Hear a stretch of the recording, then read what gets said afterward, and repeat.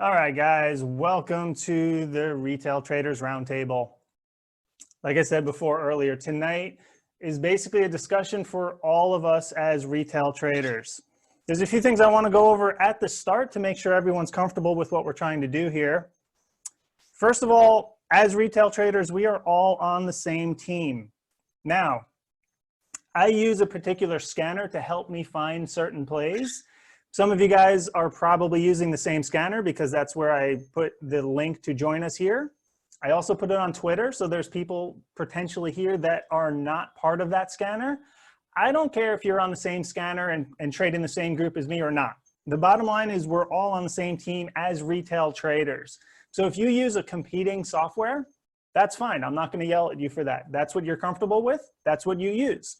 But at the end of the day, we're still on the same team as far as we're all retail traders. In sports, it works a little differently than the stock market. So in sports, the more you score, the harder it is for me to win. So let's say we're playing baseball. You score 7, and I score 3, and we're in the last inning. If I don't catch up to you, I'm going to lose. That's how it works. In the stock market, however, if you win and you're profitable and you make money, that has no impact on whether I can also make money. So the thing about trading is that, again, we can help each other out. We can help each other to become more profitable, and it doesn't impact our ability to be profitable ourselves. So in sports, we're against each other. I'm trying to beat you, I'm trying to rip you apart, and I'm trying to make sure you know I'm better than you every chance I get. However, in the stock market, if I'm better than you, I can teach you something and it's not going to impact my ability to continue making money. And you can teach me something and that's not going to impact your ability to make money. So let's say we both make $10,000 today. Tomorrow, if you make $15,000, that doesn't mean I'm limited to making $5,000. So if we both make $10,000 today, we can both make $20,000 tomorrow. So what you make does not impact my ability to make money. So the thing about this here, and what I hope this can become if we do this as a regular series, is that it's not really a competition. It's not me telling you this is how you have to do something. This is not you telling me you guys have to use my service. This is about a bunch of us as retail traders that are just combining forces to help make each other stronger in what we do. And the bottom line is there's a million ways to trade the stock market. So if I'm telling you something that's successful, it's successful for me. And it's successful in my trading style. That doesn't mean it's going to work for you. So anything we talk about today, or again, if we do this on a continual basis, what you've got to understand is that I'm talking from my perspective of what works for me. And when someone else talks, that's their perspective of what works for them. Now, if you bring up a topic that I'm not familiar with or a technique that I don't use, I want to try it. I want to get in there and see if I can do something that makes my trading better. And if you have a way of doing that, that's what this is all about. Share it with the group. Feel free to jump in and comment on whatever's going on here. But again, me being better and teaching you to be better does not impact my ability to continue to be a good trader. So if there's anyone listening here that has their holy grail and their secret of trading, don't be scared to share it with the group, because if the rest of us learn that and the rest of us get better as traders, it's not going to impact your ability to continue being good. So I want to get that out of the way. First things first, after we say all that, I do not want negativity in this group. If someone mentions something and you disagree with it, you are 100% allowed to disagree. You are 100% allowed to say, I don't like that strategy because of this, and share that with the group, but do so in a positive way, because there's way too much negativity in trading. I went on Twitter earlier today and there's people saying dumb stuff to other people that they don't even know just for the sake of trying to be smarter or trying to be the top dog or whatever it is, but there's no reason for that in this group. So I don't want negativity here. People disagreeing is great though, because that's what makes the market. Every time you buy, someone is selling. So if there's no disagreement, there would be no market. So if you disagree with anything that you hear tonight, Speak up as to why, but do so with support. Don't just say, oh, that's stupid, it'll never work. Have some supporting reasons as to why you don't think it will. And if you're saying something and someone else disagrees with it, don't take it as a personal attack. If there's any negativity here, I do have the ability to kick people out of the seminar. So this should be a positive experience. I want everyone to feel free to jump onto the voice chat and talk. If you are uncomfortable with that, you can by all means type in the group chat, and let's basically go about sharing what's making us successful right now and what's making us not successful. And as a group, again, I don't care if you use the same service I do or not. As a group, we're all retail traders. So the goal here, let's just share some ideas. I'll tell you what's working for me. You tell me what's working for you. Maybe we can adjust each other's trading to help each other out, and overall, we can all become better. There's a few things I want to go through the chat here real quick. Foxtrot, I see you have a question. So jump on voice, and what do you got?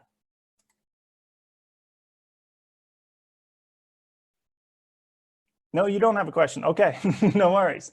So let me start real quick by going through the chat. We've got a few people here that have been trading for about a year. There's a bunch of you guys that have been doing 4 or 5 years. There's a few that are absolutely brand new. What I'm seeing is not a lot of consistency. And one thing I want to talk about first is that the market we are in right now is a very hard market to trade. So if you guys just started trading and you're struggling to become consistently profitable, first things, the average trader takes 3 to 5 years to become consistently profitable. So if you've been trading for 6 or 7 months and you can't get a grip on this and you think this is just way too hard, I don't understand how this is going to work, guess what? The average trader takes 3 to 5 years to become profitable. So don't worry about not getting it. What you want to focus on is making sure your risk management is super strong so that you have the ability to survive for 3 to 5 years to get consistently profitable. And new traders don't want to hear that. I want money and I want it now. I see Twitter, it looks so easy. Trading is really easy. Everyone's just killing it. What you don't see typically on Twitter is how many times people lose money before the ones that they post. So you kind of have to know who they are and their personality in order to really get an idea of, are they consistently profitable or are they only showing you the trades they want to show? So from time to time, you'll see on Twitter, I'm going to post a losing trade because that's real. I make losing trades. They happen. And I'm going to post them if there's something that we can teach about that loss. So if you're learning to trade in this current environment, it is a tough market to trade. We're down 600 points one day, up 1,000 the next, and the next day we're back down 1,200. That's not normal. It's not under any conditions normal for what we've seen over the past few years. This just isn't normal behavior for the market. There's a lot of fear out there right now. And in fact, the topic that I'm going to bring to the discussion tonight, what I'm going to start off with after we get through this kind of introduction period of going through the things you guys are posting about your time frame and profitability, the topic I'm going to discuss is basically removing your bias and having any kind of thought of what you think is going to happen. And I'll explain why once we get into that. But again, I'm seeing a lot of people that are not profitable. You're not consistently profitable. So that should be hope for anyone that's on this group that's been trading 3, 4, 5 years and you're just not getting it. Guess what? You're not alone. There's a lot of people here right now that are not profitable. So again, one of the points of doing this roundtable is to get ideas on how we can improve ourselves as traders. There's a few specific questions I see in here. I'm going to skip them for now. I will write them down and come back to them. So if you're asking a question specifically about a technique or something, I will make a note of it, but I'm not going to address those just yet because I want to get the whole group in on this. If anyone is asking about orb, I will talk about the orb strategy, opening range breakout. There's someone asking about why I like Twitter. I will talk about that.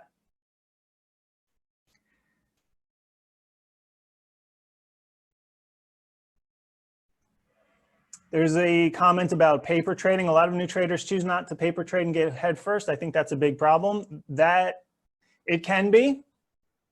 I'm not a huge fan of paper trading unless it's done in a specific way. And we can go over paper trading ideas as well tonight. Options are easy to lose, possibly. If you don't know what you're doing and don't know what to look for, you will lose a lot of money very quickly with options. So it's very important to understand what you're doing and why they act the way they act. So let's go ahead and kick this off with me. My name is, or known as 7-Star Mike. I've been trading 4 years, full-time 3 of those 4 years. So I am not a super experienced trader. I don't have 10, 20 years of experience. What I have is the knowledge that was passed down to me from very successful traders. So I learned a lot about trading from people that have demonstrated a lot of success. So I feel like my learning curve was probably cut down a little bit more than your average person. And how I found these people, it was just kind of luck and random. I just happened to choose a group that ends up being a very successful group of people. So I kind of got lucky in choosing the group to learn how to trade with that is just very open and honest and realistic about trading. So one thing I'm going to start off with for my segment is, my topic is basically removing biases and not really having thoughts on what's going on in the market. Especially important on a night like tonight. We've got, if you're paying attention to the market right now, you've got oil down huge and you've got the futures crashing. Now, I haven't looked at them in the last 30 minutes, so maybe it's a little different, but the sentiment tonight is that the world is collapsing on us. There's a ton of talk about virus this, virus that. So here's my bit of advice for the group, and I'll explain the background to it. My advice is that don't go into the market thinking anything. And you say, well, wait a minute. You want to know what's going on in the market. If you're putting your money behind all this, you still want to know what's going on. You want to know the headlines. You want to know sentiment. Of course. When I say don't really think about anything, if a headline comes out, don't start thinking how it's going to impact the stock. And a lot of people are going to disagree with me on this, and that's what the roundtable is all about. Feel free to speak up and say, Mike, you're an idiot. But here's my thinking and reasoning behind this. There are a lot of times where the market just doesn't care what you think. Not even a lot of times, that's just how the market works. It doesn't react to what we think. The market is 100% supply and demand. And when you realize that, you look at it a little bit differently. The market is 100% supply and demand. Do people want this stock at this price?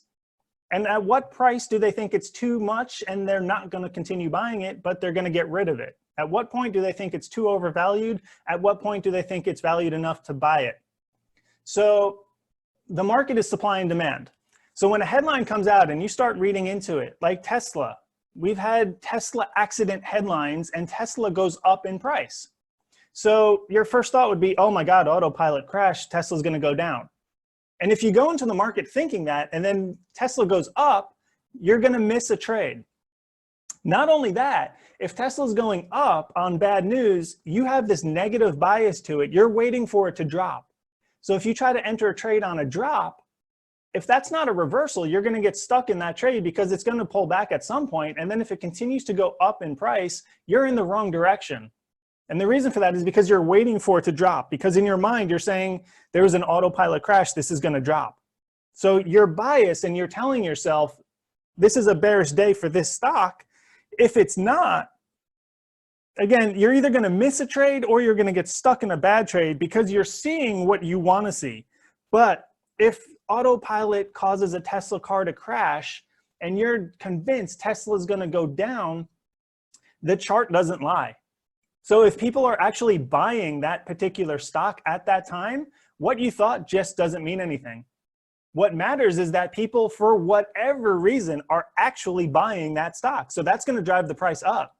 Regardless of what you think or care about that stock, the only thing that matters is what is actually happening. And what is actually happening is what's in the chart. The chart shows us where people are buying and how much they're buying. The chart shows us when people are selling. At what level are they selling at, and what velocity is coming into the sell? The chart shows us that. There's no opinion there. You can say you love me, you can say you hate me, you can say you agree with everything I've ever said, you can say you disagree with anything I've ever said. If I point out a chart and say this is going up and this is where people are comfortable selling, you can't argue that. You can hate me all you want, but if we look at the same chart, the chart is telling us, unbiased, this is where people are buying and selling. So regardless of what we think, it just doesn't matter. The market doesn't care what we think. I do not have the ability to move the market. So if I had this negative mindset, a BA plane fell out of the sky, BA is going down, it's going to drop, there's no way it's going to stay up here, I don't have the ability to move the market. So if that's my thinking, and I'm waiting for BA to drop, but BA is going up, up, up, up, up, I'm missing out on a trade because my mind is saying there's no way it should go up, it should drop. There was a plane crash, BA should go down, but it's not. Now, recently, yeah, we've seen everything go down, but when those first accidents were coming out, that stock was being propped up. So if you think a BA plane falling out of the sky is going to bring the stock down and you're waiting for that, you missed out on a trade for so long because your bias is telling you it should go down. And if it's not going down, you're not reacting to it going up because you're waiting for it to go down. So my spiel for tonight is remove bias and don't think about anything because the market just doesn't care what you think. If people want to buy something, they're going to buy and they're going to drive the price up. That's demand. And when it gets to a point where people think, you know what, it's too expensive, I'm not going to buy it here, that's supply because people start selling and unloading. So if you start buying it there without realizing that that's a supply area, you're going to get stuck in the wrong direction. Your bias and your thinking about what should happen are going to basically put those glasses onto you that are looking at the chart, pinpointing what you want to see. It's going to be difficult to see what's actually happening because you're convincing yourself it just needs to drop a little bit more and then people are going to step in and buy. But if that's not what's going on, that's not going to happen. You're going to get stuck in that trade. So the market doesn't care what you think. It just doesn't. When you have this idea of what it's going to do, you're going to be missing trades. Tonight, everyone's basically thinking, put. The world's crashing. Oil's down huge. The futures are down. We're going to crash. And guess what? We might open with a massive gap down. So if you enter puts right at the bell, we might have that relief bounce really quickly. Not to say it can't continue going down, but if your bias is the world is falling apart, I'm going to buy puts at the bell. If it drops a little bit and you're getting psyched, you're like, all right, this is awesome. And then we get a nice rally because it's dropped so much, you're stuck in a bad trade. You've got to get out of that for a loss. And then if it turns around later and goes in your direction, your mindset is you're going to be like, oh, I knew it was going to drop. But you're not watching the chart to tell you when is it actually dropping. So my contribution to the group is don't have a bias of what you think should happen, because we've seen great ERs and the stock tanks because it's just run so hard. We've seen Tesla autopilot crashes and Tesla stock goes up. We've seen BA planes fall out of the sky and the BA stock, the ticker, it just doesn't drop. It holds those levels. So what you think should happen just doesn't matter. That's my contribution. Anyone step in and feel free to agree or disagree. Give me your opinions on whether you have a bias and whether it works out for you. Step in and say, hey, you're completely wrong. You've got to know what's going on in the market. Open for discussion. Who wants to step in and talk here? Again, remember, you do have the ability to unmute yourself. If you want to talk, jump on voice, unmute yourself. And when you're done, just go back on mute so we don't get the background noise from, right now we have 70 people in here. So anyone that wants to talk, unmute and jump on voice. If there's too many of them, just type in the chat room and I'll call someone out to give them the floor exclusively. Otherwise, someone jump in here and either share opinions on what I've said or add another concept to the group tonight.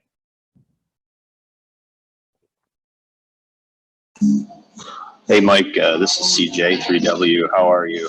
Hey, what's up, buddy? Hey, I just want to get out in front of everybody here and just say, you know, thanks for taking your time out of your Sunday evening and we really appreciate, you passing on some knowledge, and, especially for the people that are newer, a lot of times we don't have access to actual successful traders. And, I personally can say that I've spent quite a bit of money on, quote unquote gurus. And all in all, it was just a big waste of time. And I just wanted to get out in front and just say thanks to you and of course all the black box stocks moderators. Thanks, man. You are welcome. One of my problems is that when you go on Twitter, and even myself, like, you guys have no reason to believe me, whatever I say, because no one knows me. There's probably 3 people in this group that have met me or talked to me on a regular basis. Outside of that, no one really knows who I am.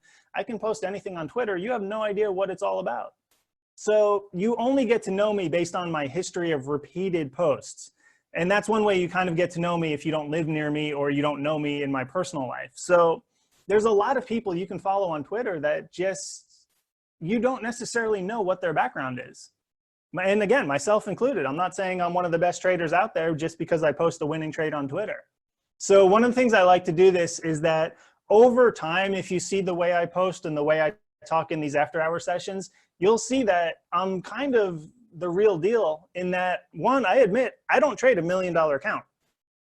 2, I admit when I screw up and have losses. And I like the losses because it gives me something to focus on and really understand what I'm doing.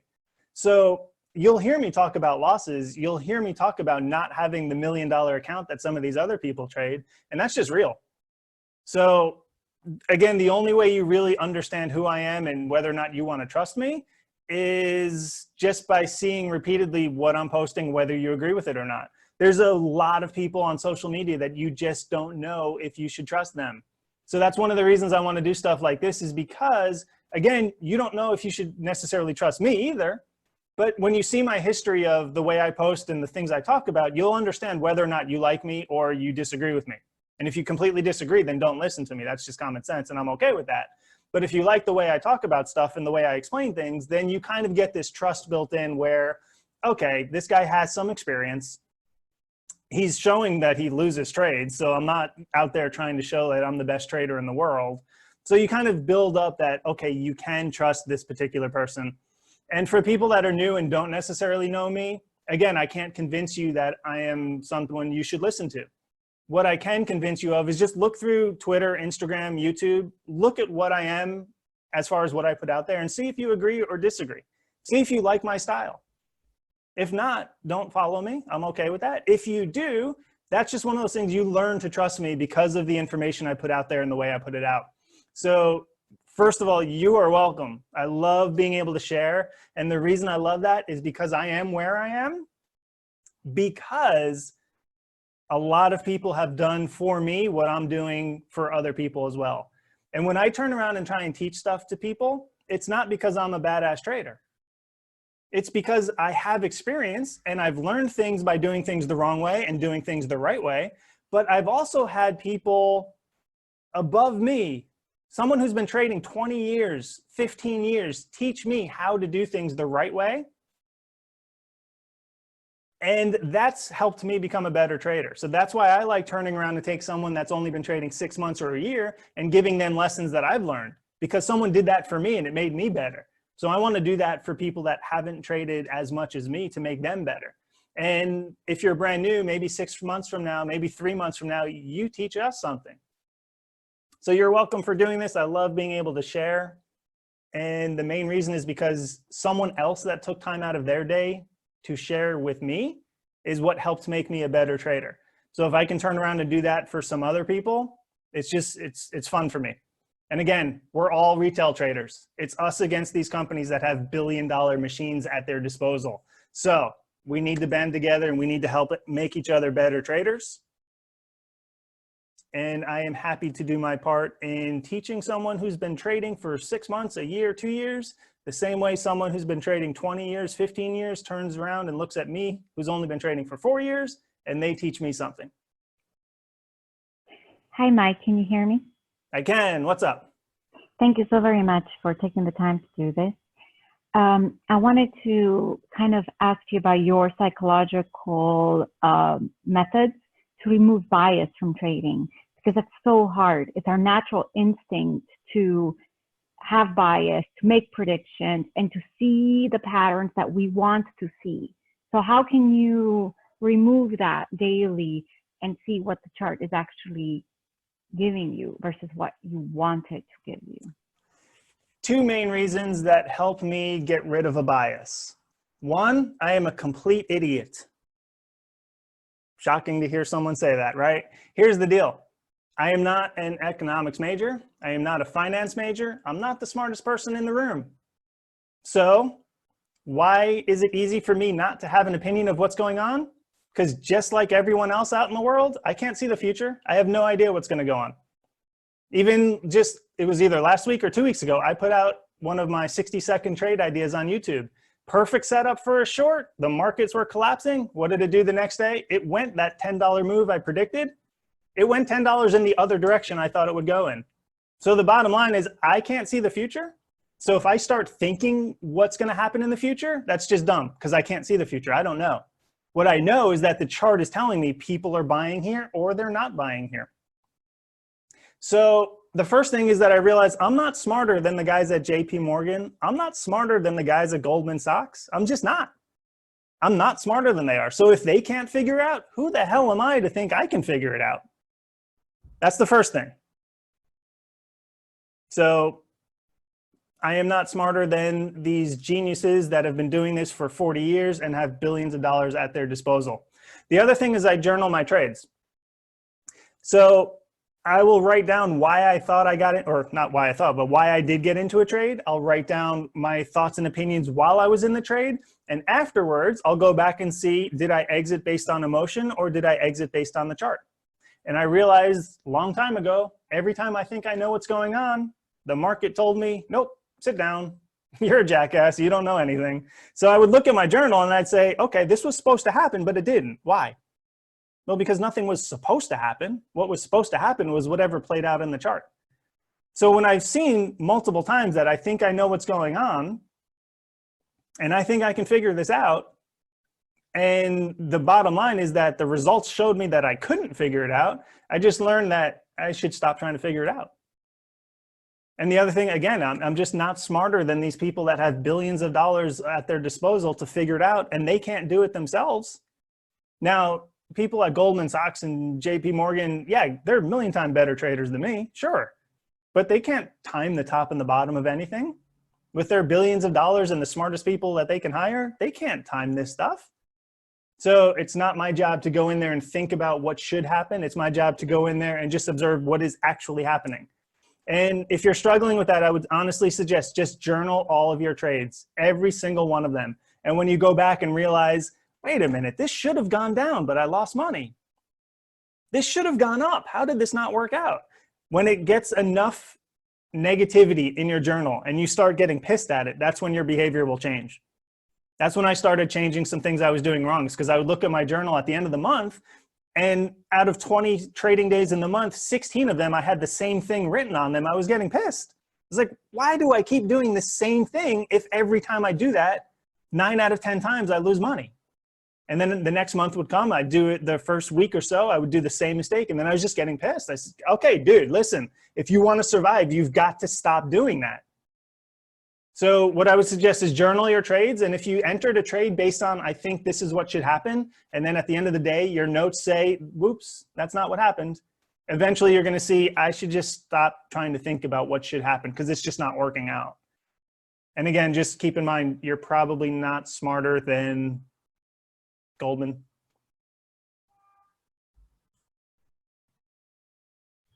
Thank you.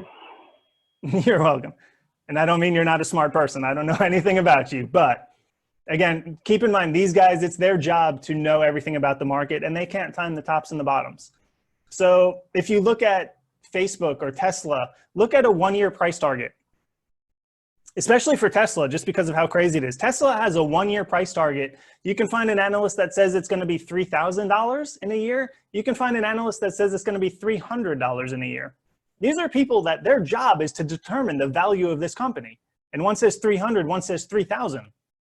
So if their sole job is to put a price on the value of a company and they're that widely distributed as far as their results, it just shows you that no one knows what's going on. So I try not to go into the market thinking what's going to happen. And it's easy for me now just because I've been doing it long enough to the point where I know when I say this is what should happen, it didn't work out. So it's been probably 1.5 to 2 years where I just don't care. Like right now, all the virus talk is driving me nuts because it just doesn't matter. It just doesn't, to me. Of course, if your opinion is different and your style is different, fine. But for me, all the virus talk just doesn't matter. Is the world imploding? I don't know. Maybe it does tomorrow. Maybe it does a year, maybe 10 years. I don't know. Maybe it never does. Who knows? What I know is that the chart is telling me people are buying this. What I know is the chart is telling me people are selling that. So what I think about the virus, I don't think anything about the virus. If it comes, it goes, whatever. It doesn't matter what anyone thinks about the virus.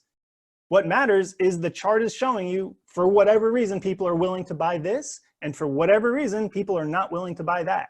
So I just don't think about what any of it means because it just doesn't matter what I think. The market's going to tell you exactly what people think of any particular ticker. And it's going to tell you that because it's showing you people are buying or people are selling. It's showing you that. That's not opinion. You see people buy here and sell there. You see that in the chart. There is no opinion looking at the chart. There's opinion on technical analysis, but when people are buying and when they're selling, that's not opinion. That is actually in the chart. That's what the chart is actually showing us. So what I think of the virus, it just doesn't matter to me. So everyone that has 1,000,000,001 posts about the virus, it's nonsense. Now, as far as people, it's not nonsense, but as far as the market and how to trade, it's just noise.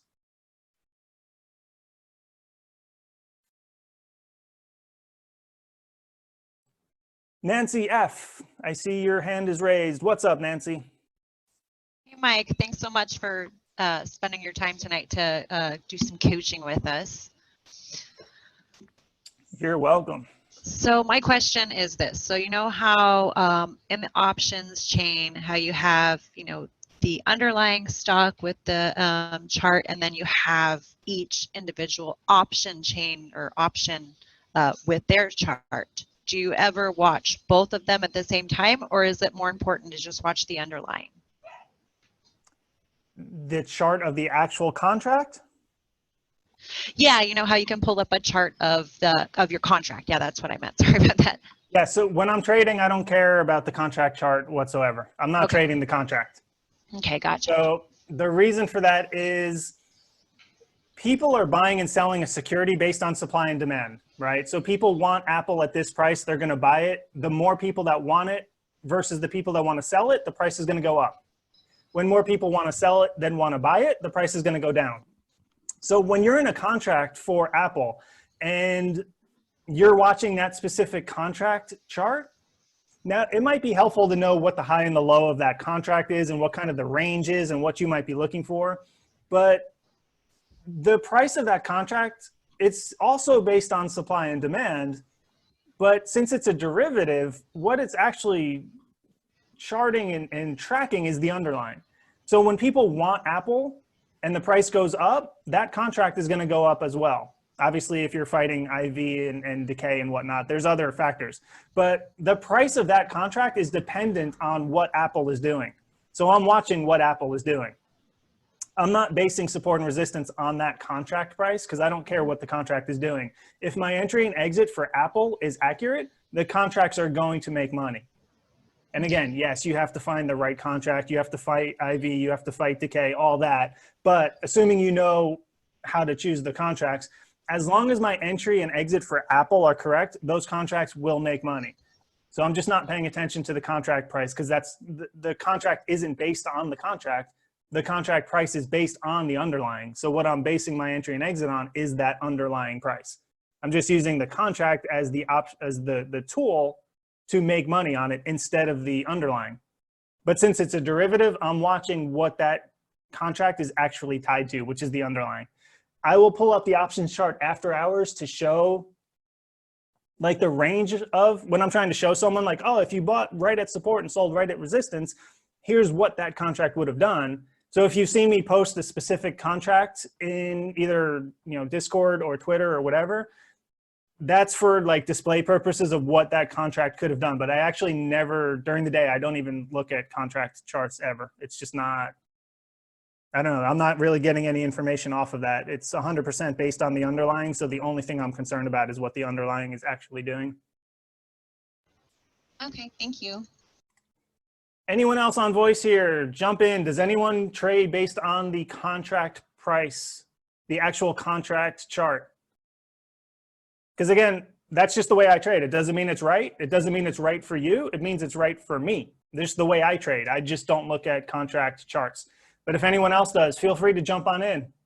Again, I want this more of a discussion instead of me kind of lecturing and answering questions, which I'm more than happy to do, but I want a bunch of people on here contributing. So if anyone trades on the contract chart, jump in and tell us why. So this is Foxtrot. Can you guys hear me? Yes, what's up? Yeah. Beautiful. So one thing that I actually do with my contract price, I actually throw on VWAP on the contracts chart, and I'll kind of use that as a reference to kind of give me a tell of whether or not that contract itself is either oversold or overbought just based off of the price itself. Seeing as it is a derivative and is based on the actual equity or stock, whatever it is that you're trading an option on, if your price is above VWAP on that contract, I generally see that as that contract having strength in relation to what the underlying is doing. So say you have a put that is maybe say $5 out of the money on Apple, might have a delta of 30 or 40, depending on if it's a weekly or if you're trading a monthly. If you have a contract that is about $5 out of the money and Apple is tanking and your contract goes above VWAP, that's gonna be, you're gonna see some strength in that contract and you'll see a lot more upside. And that's the only reason why that's the only thing I will use on my contract prices when I'm watching my options. Foxtrot, that's amazing, dude. How do you take your, I guess, how do you understand or get to the point where, say Apple's tanking and you say, okay, $5 out of the money is where I want to be. How do you decide that? Honestly, just time in front of the screen. Apple's just been one of the stocks that I've been tracking for over a year now. And I've just gotten very comfortable with how the options chain has been priced. And I can just kind of look at where Apple is on the chart and pick an option based off of where I see a support and resistance level. And I mean, generally I'm very call biased. So I will load up on calls if I see Apple tanking, trying to get a little bit more confident with puts. But I just think that it's a feeling that you have to kind of just develop over the course of your trading career. I mean, you're never going to get it perfect. You're never going to hit it right on the money. But if you have that confidence behind you with being able to look at the chart and saying, okay, I see a support level right here, so I'm going to enter a put with maybe a 30 or 40 delta. And if Apple drops $5 with that 30 or 40 delta, I'm going to get to $250 on that one contract right there. And that'll normally be like a quick 10, maybe 15-minute trade. And that's just kind of my style. I'm not really keen on holding options longer than maybe even an hour, just because I can kind of look at a chart. I can see where I want my trade to go. And if it reaches there, I'll sell. If it doesn't, I will normally cut it. Awesome. That's really good information. Thank you, sir. You're very welcome. Sean, I see your hand raised. Sean, what's up? Jump on voice or type in chat. Your floor. I was just gonna add to the first question, that's the trading psychology stuff. You know, I think that your kind of approach of humbling yourself a bit and thinking about, like, you know, these pros with tons of assets and resources can't predict it, and how the hell could I think is really important. And it's something that I personally use. I always imagine myself as a single grain of sand on the whole Atlantic coast in the stock market to humble myself. But anyways, I've been a shrink a long time, and there's this practice called mindfulness. It's sort of popular these days, but it's basically, you know, this skill of learning how to be in the present moment versus in the future or in the past. Because, you know, like in my business, or from my perspective, like, thoughts about the future tend to lead towards anxiety, you know, worry, how am I going to do this, blah blah blah. Thoughts about the past tend to lead to regret, shoulda, woulda, coulda, shit like that. And if you translate that to trading, you know, dwelling in the past, you get, you know, you can get into trouble revenge trading, or like looking up contracts you sold, you know, Friday, if you sold some SPY puts, and, you know, looking at them tomorrow. You're voluntarily putting your mind into the past, which sets you up to react to the past versus the present. And a lot of it, I think, comes down to changing the relationship you have with your thoughts. Like, thoughts are never facts. It doesn't matter if you think 2 + 2 = 4. It's not a fucking fact. It's a thought. It's not the, you know, the words aren't the thing.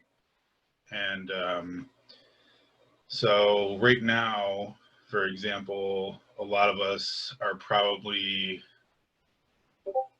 at 9:30 a.m. tomorrow morning already, even though it's 8:49 Sunday right now.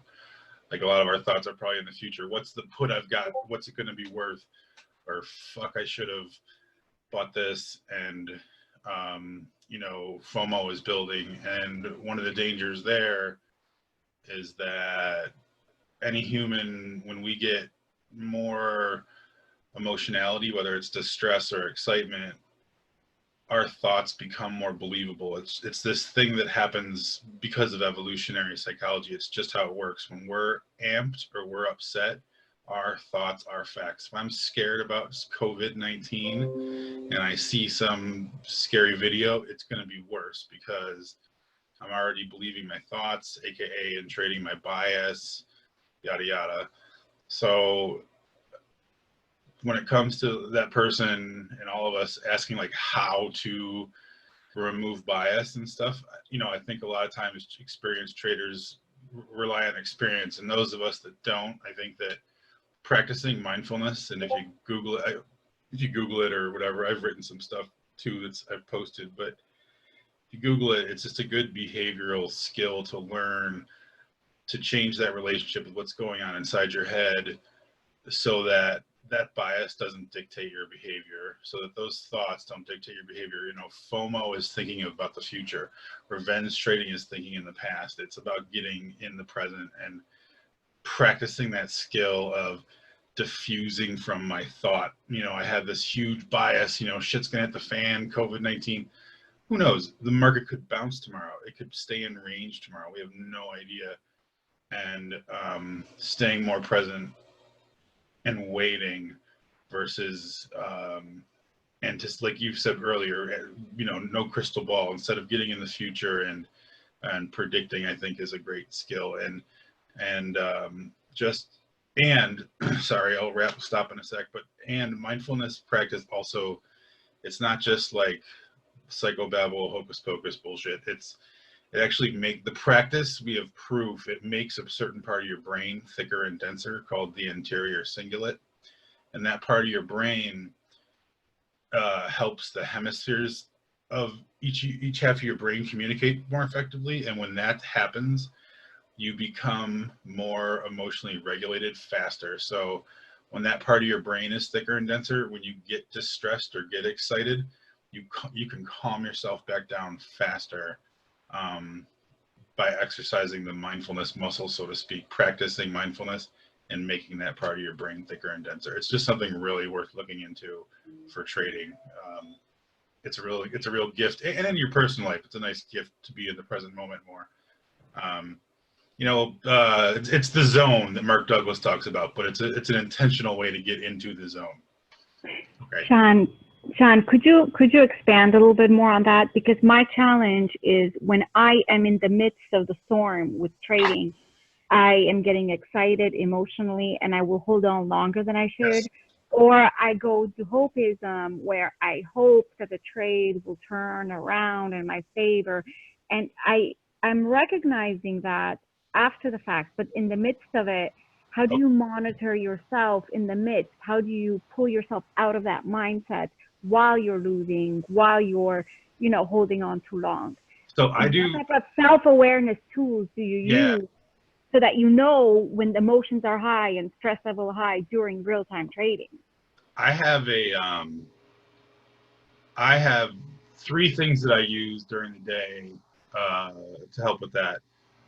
One is in my calendar, on my Google Calendar, 3 times a day, something pops up that says check your studs and do grounding. And what that means is, so I have that, which I'll explain in a sec. I have, I don't know, on Android, there's an alarm called Random Alarm.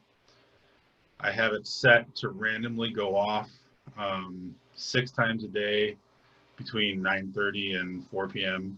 And whenever it goes off, I take some deep breaths. I practice something called grounding, which is something else you should Google, or I can give you some info on if you DM me. And the purpose of grounding is to get yourself out of your head. It's a technique, as a therapist, I use when people are freaking out, because when people are freaking out, they're withdrawn deep into their intrapsychic shit. So when your intraday psychology is screwing with you, you ground, you look around the room you're in, you take some deep breaths, you look around the room, and it sounds crazy. Name 5 colors you see, name 4 shapes you see, spin around your chair or something, stand up, do something to get yourself out of your head. And because what you're doing and what I do too, I'm not saying I don't do this. So the trade's going well, you probably start fantasizing. Oh, it's up 50%, I can get 100. Oh, 300, this is crazy, I can get 5. And you start fantasizing, and then you start fantasizing about wealth, start fantasizing about spending that money, and you don't even fucking have it yet.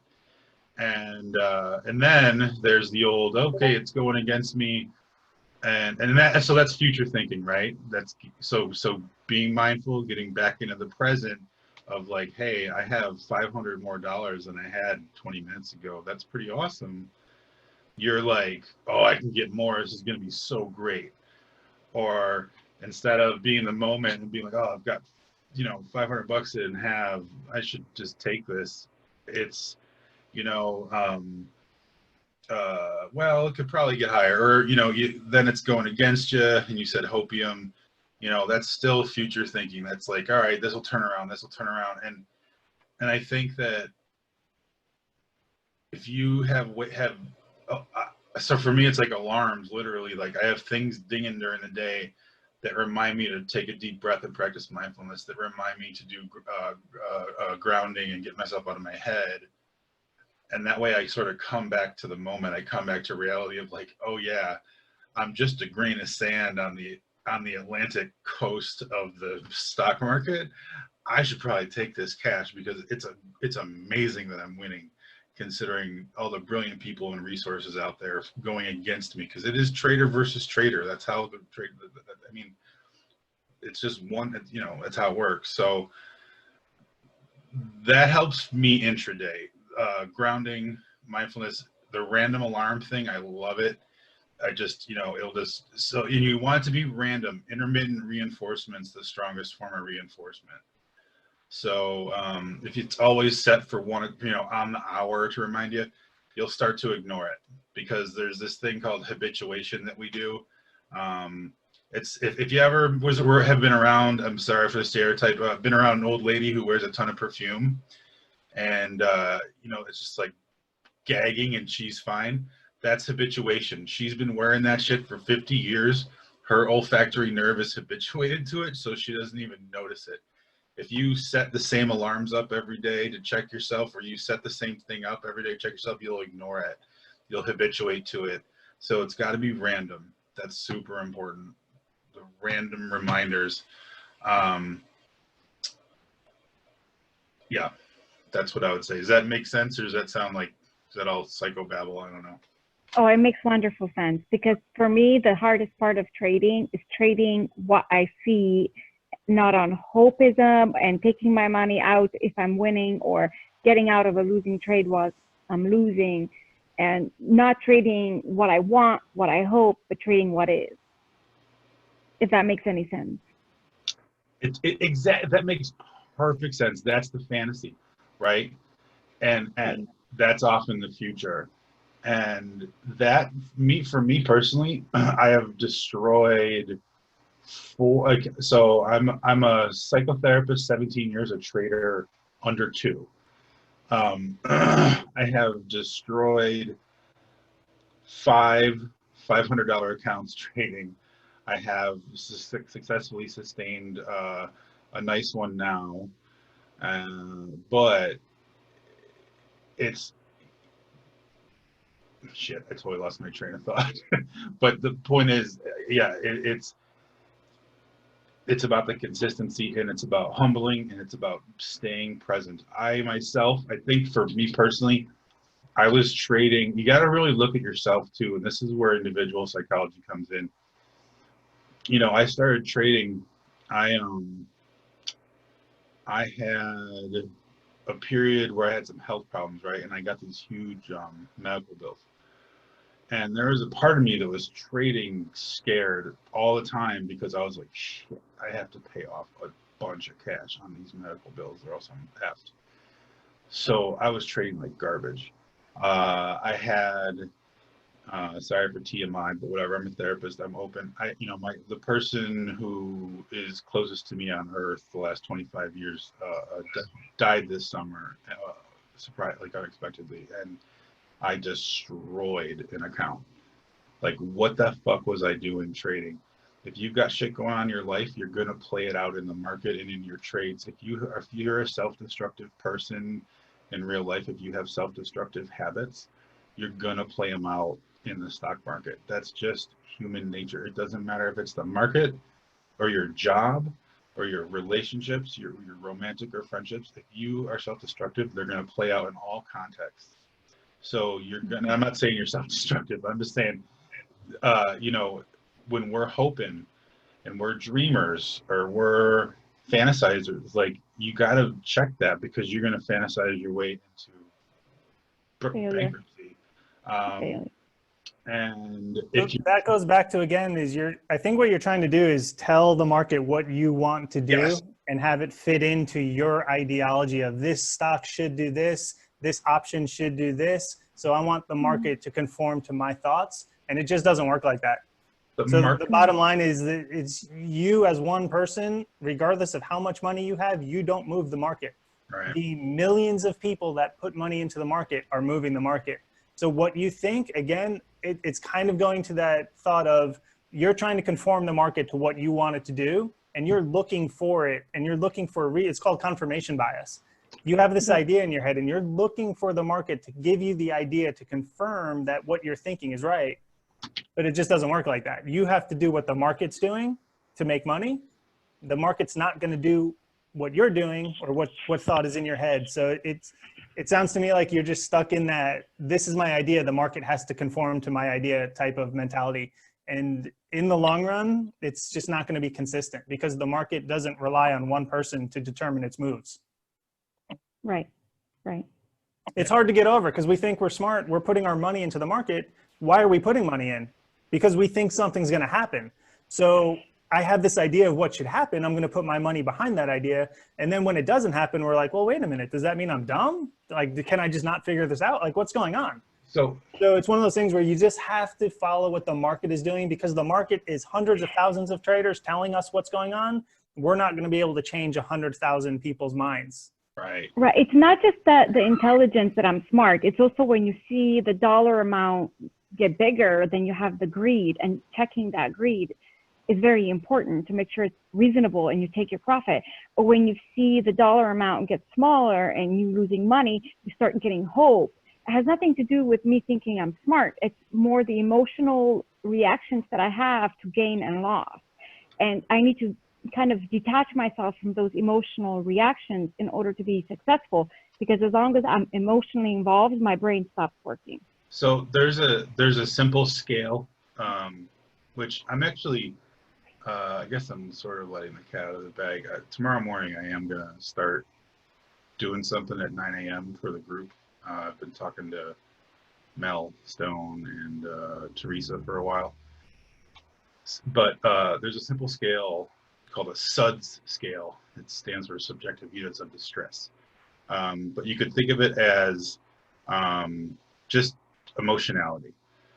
You could think you could think of it as your intrapsychic VIX. Okay, maybe the VXX. When that thing is high, so the scale is this: 0 is neutral, 10's the most emotionality you can imagine. So whether that's excited, scared, sad, lonely, angry, whatever. When you're throughout the day, when you set your new random alarm you're gonna set, one of the things you do is you ask yourself, what is my SUDS right now?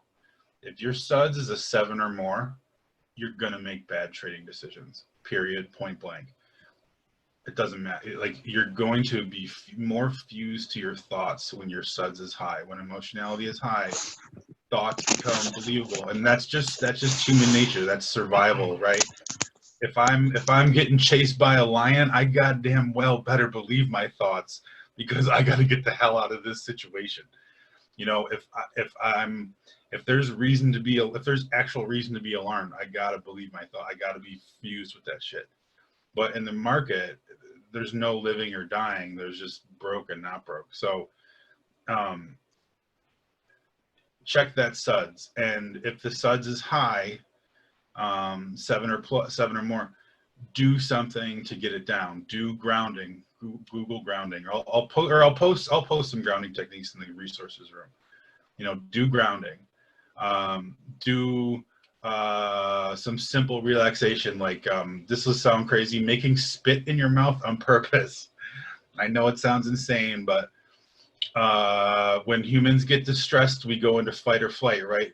It's actually fight, flight, or freeze, and our something called our autonomic nervous system takes over. And when we're in fight, flight, or freeze, this thing called the parasympathetic nervous system turns on. It shuts off digestion. It sends blood out to your limbs so you can literally fight or flight or freeze. And that's when your SUDS is high. That's when thoughts are most believable, blah, blah, blah. So if you make spit in your mouth on purpose, I swear to God, if you make saliva in your mouth on purpose, just keep doing it, swallow it, spit it out, whatever. Keep doing it. You got to use hard candy, whatever. I know I just do it I do it for public speaking a lot. But you just make spit in your mouth on purpose. It forces your digestive system to turn back online, and forces your parasympathetic nervous system to shut down a bit and reduce that level of distress. There's something called square breathing that works very similarly. And this shit is scientific. Like, I know my business is super subjective. Psychology is soft science, but it's a soft science because there's an overwhelming amount of variables, not because it's bullshit.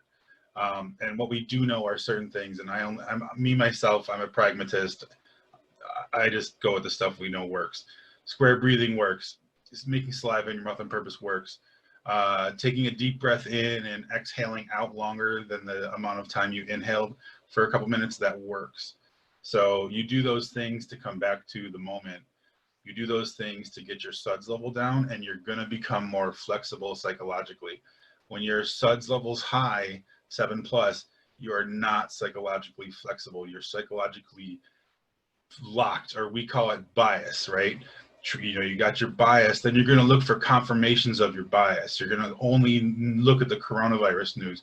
You're going to only look at there's a couple guys who really strike me as perma bears in the room. You're gonna hear what they say and be like, oh shit, or whatever. And so getting that suds down and paying attention to that throughout the day will make a big difference in your trading, in my opinion. I just wanted to jump in. Can you hear me? We can. Yeah. Hi, I'm Natalie. I just wanted to thank you for clarifying and helping us. And this is like beyond mind-blowing, because it seems that you have just described everything that most of us in the room are going through. So I think we need you on Discord as well, because it's just mind-blowing. It really is. I appreciate that. I am going to be more active. I've been talking to Mel about it for a little bit, and Teresa and I are going to do something on mindfulness. She's really into that stuff. She's just been busy. And I have to, because I moved. I work now at night. I do trade most of the day, but I work all night now. I see all my clients at night, so we're trying to find time when we can do something. But we're going to do something on mindfulness, and I will poke my head in to voice a little more and be like, hey, everybody, check yourself, that kind of thing. That's been discussed lately, so I will be doing that. Check yourself before you wreck yourself. Oh, there she is. Hey, Mel. Hey, there she is.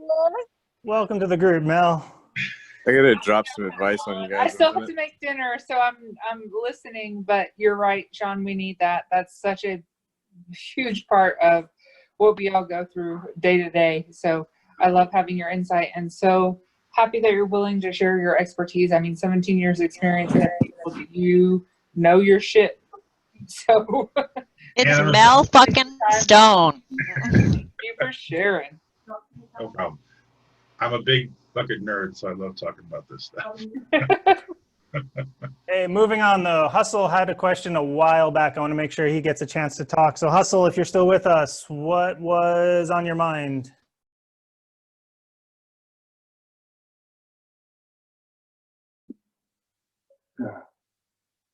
John, are you all right? Yeah. Hello. Hello? What's up? Yeah, it was just something simple about having an options chart. I do that sometimes if I have a larger position.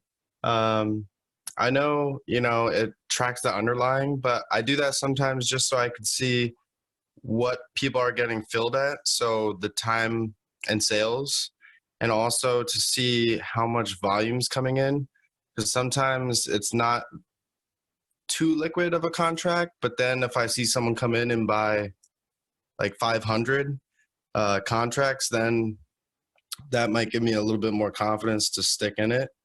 So I don't always do that, but I do have that chart up sometimes of the option contract, but that's all I wanted to say. I have something kind of on that too. Bring it back around, take away most of the ADD and focus more on the technicals, your actual system that you're relying on and that you're reading into to get your, your indicators, your momentum, your, sentiment, to really rely on what you have built into your system. Take what you're seeing and what you know, and when it comes down to actually trading the contracts that you are in, I would advise pulling up a close order form with the mark, the bid, and the ask, so that rather than distracting yourself from the price of the contract that you're trading, you're more focused on getting out at your peak, your peak profit. So pay attention to it, have it pulled up, have your chart pulled up, kind of correlate the two, and don't take your eyes off of what you're doing. Keep moving your stop limit, or your simple just moving your limit, and get ready so that when you have to pull the plug or rip your cord, that you can take whatever the market can give you based on just exiting that trade. Don't distract yourself. Stay on top of it. If you have stops that break, get the fuck out. If you have more room to run, stay the fuck in, because the winners, if you let them run, that's where you get your money. But if you blow up your account and you refuse to settle your psychology into knowing that you were wrong and getting out, you will lose money.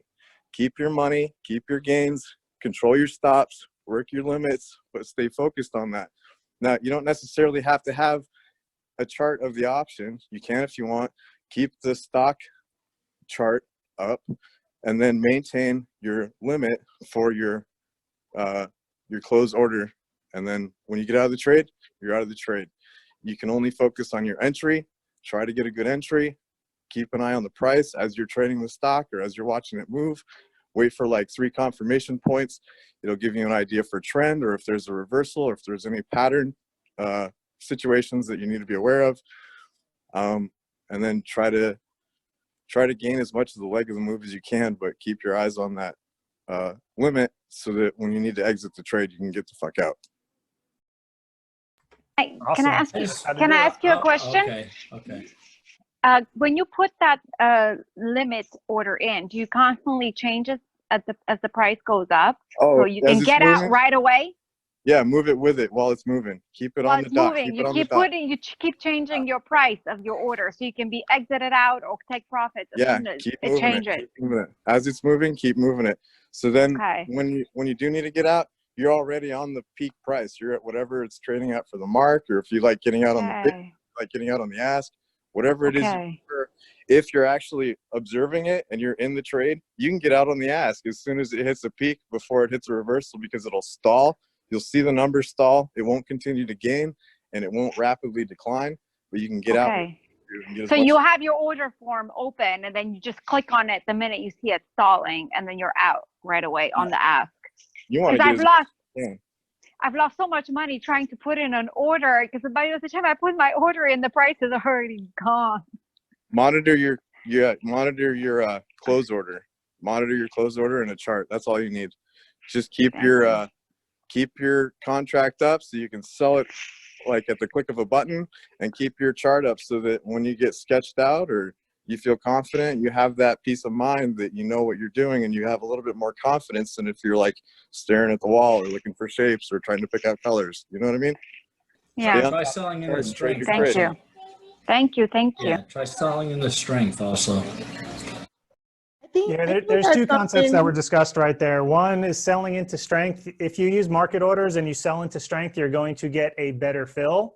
If you use limit orders, that obviously is a different type of trade, but you want to sell into strength for the best price. And the other concept there that we were kind of talking about without saying the exact words, we're basically bumping your stop up. So when you hear us talk about moving your stop up, that's basically as you have gains, you're protecting a certain amount of those gains so that if it drops, you're still locking in gains without waiting for it to basically give that all back to see if you're going to basically stay in the trade or cut it. So bumping your stop as you get profits and selling into strength. There's a kind of 2 concepts that I hear talked about right there, but those are basically the terms or the titles that we're talking about. I love it. I love it. Also, if it's going against you, if you went in with a plan and you got a stop set somewhere, stick to your plan. Don't move your stop around. Like, if you have your stop set at 10% loss or whatever the loss is, whatever your risk tolerance is, leave it there. Because if you start to panic and you decide to move your stop up a little bit or something, and you had a plan and you saw the chart and you saw where your resistance was and where you're planning on actually getting stopped out, if you start to panic, you stop out too early, it might get down close to your stop and not quite reach it, and then that trade will end up being a winning trade. I mean, I guess you could stop before then, but if you have a plan going into a trade and you have a set limit of where you want, how much you want to lose, how much you're willing to lose on a risk, how much you're willing to risk, don't start fiddling with your stop if it's going against you. Or if it or if it gets close to your stop, don't extend your stop further down because you got hopium of it coming back. If you went in with a plan and you think it's a solid plan, stick to your plan. Don't move your stop around if the trade goes against you. Just leave it where it's at. It would be my recommendation. Yeah, keep your focus on your thesis. It's really helpful that if you are struggling as a trader, the problem is most likely in the actual process itself. I think your system is what you need to rely on. You need to build a system that is like a business to you, that you understand, that you trust, that makes you money.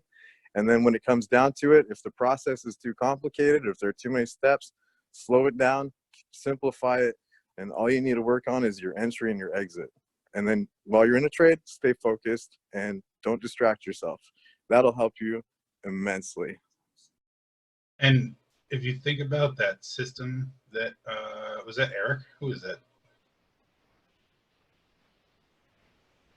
Yeah, that was Eric. Eric, That was and you me. think about that system Eric's talking about.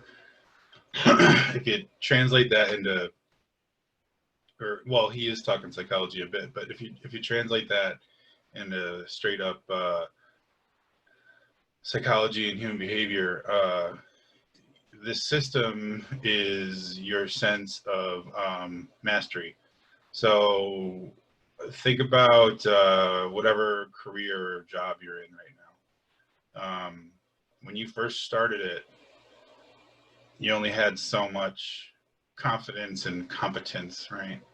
I know for me as a therapist, I started being a therapist when I was like 25, and I'm thinking to myself half the time, how the fuck is this person 40 years old, 20 years older than me, give a shit what I have to say about anything?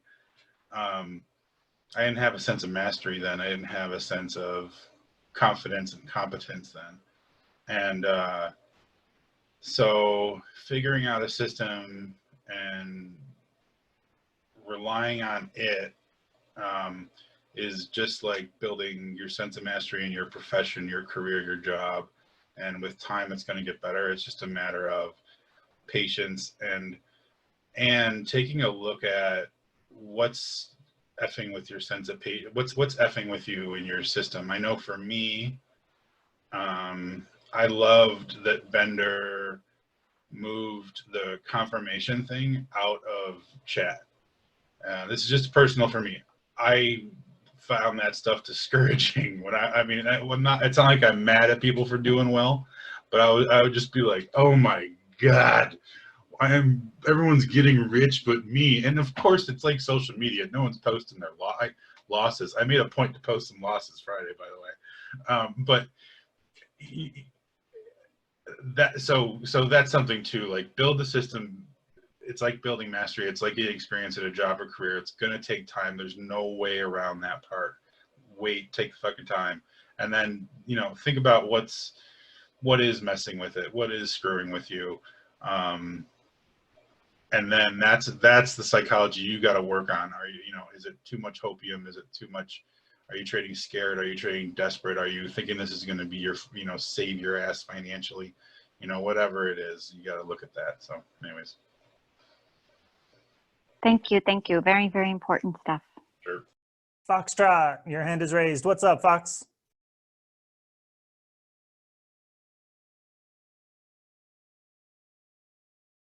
So just to expand a little bit upon one of the things that I actually look at in my daily life, and it actually relates to a lot about what Sean's talking about, is your competence hierarchy. When you're learning something new, and this applies to everything in your entire life, you don't know what you don't know. And that would be what I would call unconscious incompetence. Once you either see it for yourself in the real world, someone tells you about it, or you just have this, you have this experience of being able to learn it from someone else or through something, you are then raised to your next level of competence, your conscious incompetence. You know that you don't know. Only through experience and practice and your hard will and determination are you going to be able to raise yourself to that next level where you are actually conscious of what you know. You still have to think about what it is that you're doing, but you're actually able to do something in life. And then only through years of practice, and this is what Sean was talking about, like mastery, that's when you are raised to the final level of your competence hierarchy, where you are unconsciously thinking about, or you're unconscious about what it is that you are doing, to the point where you don't even have to think about it. You just do it. it's just this fixed mindset that you just act. And think about that whenever you're going through your daily life, and think about that when you're going through your trades. You are just a human being, and until you can actually practice in the real world, you're only going to be as good as you believe yourself to be. And that's all I got to say about that. Yeah, guys, keep in mind, trading is hard. This isn't something that's easy to do. So it kind of, like a lot of people will tell you, like anyone can look at a chart and push buy and push sell. It's really easy to do that. What's hard is that once we push buy, how do we manage our emotions? So you'll hear a lot of people say psychology is actually the biggest part of trading to learn. So I kind of love that we have a psychologist in the group. There's also, I'm going to recommend a video on YouTube. It's called How to Think Like a Pro Trader from Mark Douglas. It is a 4-part series. It is about 4.5 hours long, but it's the psychology of trading. And it is probably the most recommended thing I have as far as like new traders saying, oh, I don't really know how to do this or how to do that. So like, I love the psychological aspect behind all of trading and how we think about it. It's really easy to paper trade and make $1 million. And then you go to real money and you're like, man, I can't make anything. Why? What's the difference? The only difference is that paper trading, you don't care if you lose, so you're trading the chart. Because if you lose, you're not really losing anything. So you're just trading the chart. When you go to real money, you do the exact same thing, but now you're down $100. Maybe you have a $1,000 account, you're down $100. Now that paper trading mentality goes out the window and your only thought is, fuck, I just lost $100. When you were paper trading, it was just like, okay, I'm down $100, but there's support down here, so I'll give it 30 more cents. Oh, look at that, it bounced perfectly. But you don't think about that when you do live accounts, because there's a difference. The only difference is the psychological factor of knowing you can't lose versus seeing your actual dollars going away minute by minute. So psychology is really important. And again, Mark Douglas, How to Think Like a Pro Trader on YouTube. It's a 4-part series.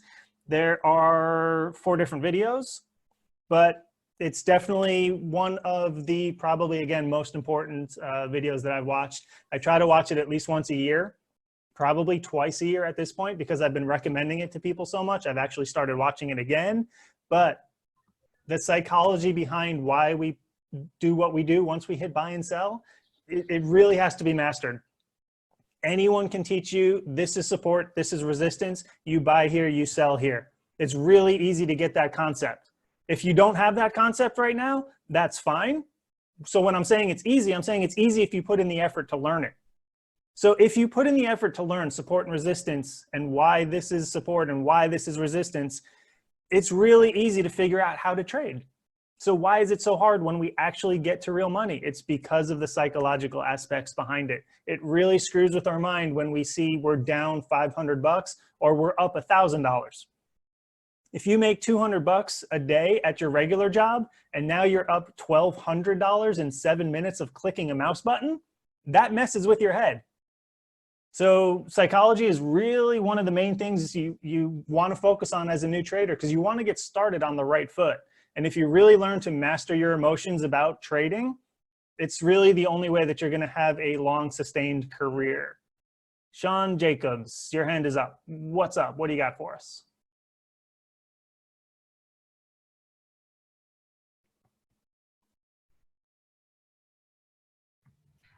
How do you raise your hand on the thing?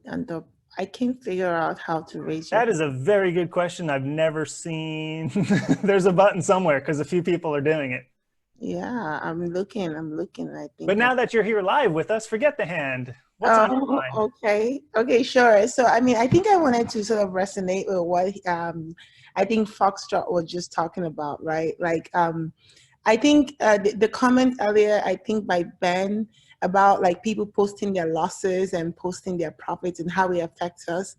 I think I'm of the opposite. I think I'm going to take the opposite stance in that I think there's a place for posting your losses and your profit, but I think that the entire human race has progressed based on, like more success stories, like me wanting to be an engineer or a pilot or any of those things, right? And seeing people that have succeeded at it makes me think I can do it, right? So I think sometimes I see a lot of negative, sometimes I see some negative comments on the thread about, okay, people are posting their their successes, and it's making you think a certain way. I think the comment that Foxtrot made about sort of, I don't know if the word was unconscious something, but about you don't know what you don't know. I feel like for me, when I started options trading, and I still am very, very new at it, I think seeing people's successes and seeing a lot of the moderators posting their gains, it really motivated me. Like it made me want to, okay, if I'm losing, I obviously know zero, right? Like obviously these people are like masters at their game, and I need to like read and read and read to like, get anywhere close, which is probably several years down the line, right? So I think that people saying, or people feeling that people posting their successes makes it, and they don't post their losses, I think that is just, I think that there's a reason why humans are acclimated to that, right? Like when I see a lot of losses, it just makes me not want to trade. Like, what's the point? Like I can just go to my regular job and make even more money, right? So for me, I feel like people posting their successes, and for me, I don't know if maybe for other people it doesn't really work, but for me personally, I think there's a place for both. Like sometimes it's good, sometimes it's bad, but I think it's mostly on the upside when I see people posting their successes, and it makes me want to go learn more, or want to, okay, if they're doing this, it might have taken them years, it might have taken them 5 years or 10 years. I guess that's what it's going to take me. I have to put in the work, and I have to put in the learning to get there. Like I might not be there now, but the fact that somebody is winning at it makes it, for me, it makes it achievable, that it's something I can aspire towards. And I don't think that it's necessarily it's not necessarily a bad thing or a downer. If you're having a negative day and you see that, I think it should be rather a self-reflection, and think, okay, what am I doing wrong? I still make several mistakes, and I see people posting their successes, and I'm like, okay, I'm going down the wrong track, or I need to take a time out, or whatever it is I need to do. So anyway, that I think I'm over talking, but hopefully people get my point. So I definitely see both sides of it. And for me, when I see someone so here's full exposure or disclosure, I don't make 20 grand in a day trading. I see a few people in our very own chat room that will post a $20,000 trade. For me, that's kind of exciting and inspiring, because I know that if I'm not making 20 grand and someone else is, I know there's another level that I can get to. Yep. But as a moderator, I know people send me questions throughout the day, because the moderators just get, tagged for specific questions, because that's kind of what we do for the room. A lot of the questions I get when people are posting these $6,000 gains, $1,200 gains, a lot of it is from people that are losing money consistently, and it's just kind of wearing them down. So like they have a losing day, then another, and all these days they're losing, everyone else is posting $12,000 gains, $6,000, $2,000. And then they just start thinking like, man, what am I doing wrong? Like, I'm just not cut out for this. So for me, it's inspirational to see someone make more money than I do. But I also see the other side of things where someone's so beaten down. Like when I've had a losing day and someone posts a $6,000 gain, I'm like, well, shit, like what am I doing wrong today? So I see both sides of it. So which one is better or worse, I don't know. But I can see why people love it, and I can see why people hate it. And I understand both sides of it. So for me, I don't have a definitive opinion on what's best. Yeah, I mean, I agree. I was just trying to also show that it's not necessarily a bad thing. Like I get that, I've had terrible days myself, but I also get like, the only reason I stayed trading for me personally was seeing those successes. If all I saw when I came on Black Box was people losing and losing and losing, it's like, hey, what am I doing? Exactly. It'd be like, why do I want to join this group? These guys can't make money ever. So for me, I placed my very first trade December, I think the last week of December. I actually had my cousin call me and walk me through how to place an option trade, right? But he had been losing and losing and losing. But I had joined Black Box, I think that week, and I had seen everything that was going on. I was like, okay, whatever he's doing is obviously wrong, right? He's doing something wrong that he's losing all year round, right? And these guys are doing something right. So I'm going to join them. I actually got him to join the group, and he called me and he's like, oh my goodness, he came for your session that you had on Tuesday and sent me a link. Actually, I've never been to the session. So again, for me, I see the side of where, if you're losing, if you're down and you see, everybody else winning, it can get you. But I think rather than letting it get you, I think rather more, for me at least, is thinking, what am I doing wrong? Or not necessarily what am I doing wrong? This is just how much more I need to grow. Maybe I need to take a time out. Maybe I need to do some more reading or reflection, or practice and perfect my trade. For me, at least, right? Like, yeah, I'm in the same mindset as you. Like, for me, it's just inspirational to see other people succeeding and other people making these monster trades. And the same thing as you. Like, if I'm having a bad day and everyone else is winning, I know that that's a day I should probably just stop trading, because there's something in my mind that isn't clicking that day. Yeah. And I still look at the other people and go, wow, I'm so psyched that person made that. Or if someone posts, this is my best trading day ever. Like, I'm psyched to see all that. And I love to see that it's part of a group of traders that I'm a part of. So I'm in that same group where I use that as more inspiration than depression, but I get the messages on the other side. So I see that. But like, my personal stance, I'm the same as you on that one. Like, I like to see people posting these monster gains and succeeding, even if I'm having that bad day. Yeah. But Can I say something it's about also that? a good idea to keep it real. And I like to see in the confirms that people are posting their losses, because not every day is going to be a successful day, and that's hard to get through. So the people that are posting losses at the same time, like, way to keep it real, and high five, clap, way to, really hone it down, because we don't always have successful days. We have troubling days that are hard to get through.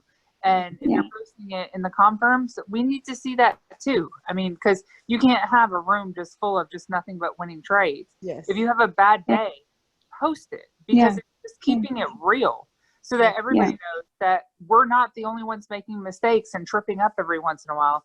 We may have a good day, but then like stumble upon a bad day. And if you're posting your losses, which I've seen several, and I'm like, yes, please do. Because they'll create a perception that it's just only win, win, win, no matter what. I mean, you're going to get kicked every once in a while in the gut. And that's what I was going to say. If someone never posts a losing trade, I wouldn't trust them. Exactly. If you've never posted a losing trade, it's because you've either made one trade in your life and it happened to be a winning trade, or you don't show that you're human and can actually lose money. So if you've never posted a losing trade, I'm going to look at your information and the way you evaluate charts to see if I kind of want to follow you or whatnot. Because if you have the right mind, I want to dig into that. But if you tell me you've never taken a losing trade, like, I know right off the bat, you're just full of shit. Like, we all have losing trades. So if you can't tell me that you've taken a losing trade, part of my mind is going, what else is not accurate about what you're trying to show or teach? Because it's not realistic. Mike, you're always the first person. Mike, you're always the first person to hear about my losing trades. Don't all the mods post their losing trades too? I feel like every time I see a mod post, I see some successes and I see some losses. So that's the reality of it. Yeah. So I feel like, doesn't that show both sides already? Like, when I see posts from Mel or Jenny or Tukan, they all post like when they take a loss and when they take, when they make a profit and when they post a loss. Those are mod trades. Those aren't necessarily everybody else's trades. And I definitely appreciate being able to go to the confirm room to see everybody else's trades. Okay. Can I say something about that? Yes. Can you hear me? I'm kind of on the fence about posting profits, because I think that if somebody's not psychologically doing good, meaning they're on a losing streak, when they see a lot of profits and no losses posted, then they start beating themselves down, and they think that something's wrong with them. They can't get it right. Another thing that they could do is maybe double down on the position to try to compete with those gains and make gains as well, and then they could compromise their account. So when you read those profits, you have to be very psychologically balanced, not to have FOMO, not to want to double down on your trading to try to compete with somebody else that has made maybe a larger account size than you. But it's important to also note that sometimes there are repeat posters, but there are sometimes that rare person that finally got it right, that has been trying. that has been putting in the work, that has been doing it for months and been trying to, they just want a little bit of a high five. And I've got to get behind that. And it's a hard balance. 100%. You know, I mean, imagine being the person that's just like struggled, but then you've learned and you've put in work and you've done everything possible that you just kind of want that, like, fuck, I did it. But you know, my that feels point great. is that my point is that It's just nice to be able to go to the post, conference room to get that. many people that post gains, they don't post losses. So when you see all these people posting gains, even if they finally got it right, they won't say, I got it right after so many losses. So when you read every person that has posted in the conference room that's posted a loss, I've been like, I have mad respect for you. Like, I think that's so important. You know, I mean, I have losses. I struggle emotionally. I am human. I go through emotions. Everyone does. Also, you know? Posting them in the main room, though, I think is just distracting from when you're trying to focus on everything else that's going on during the day.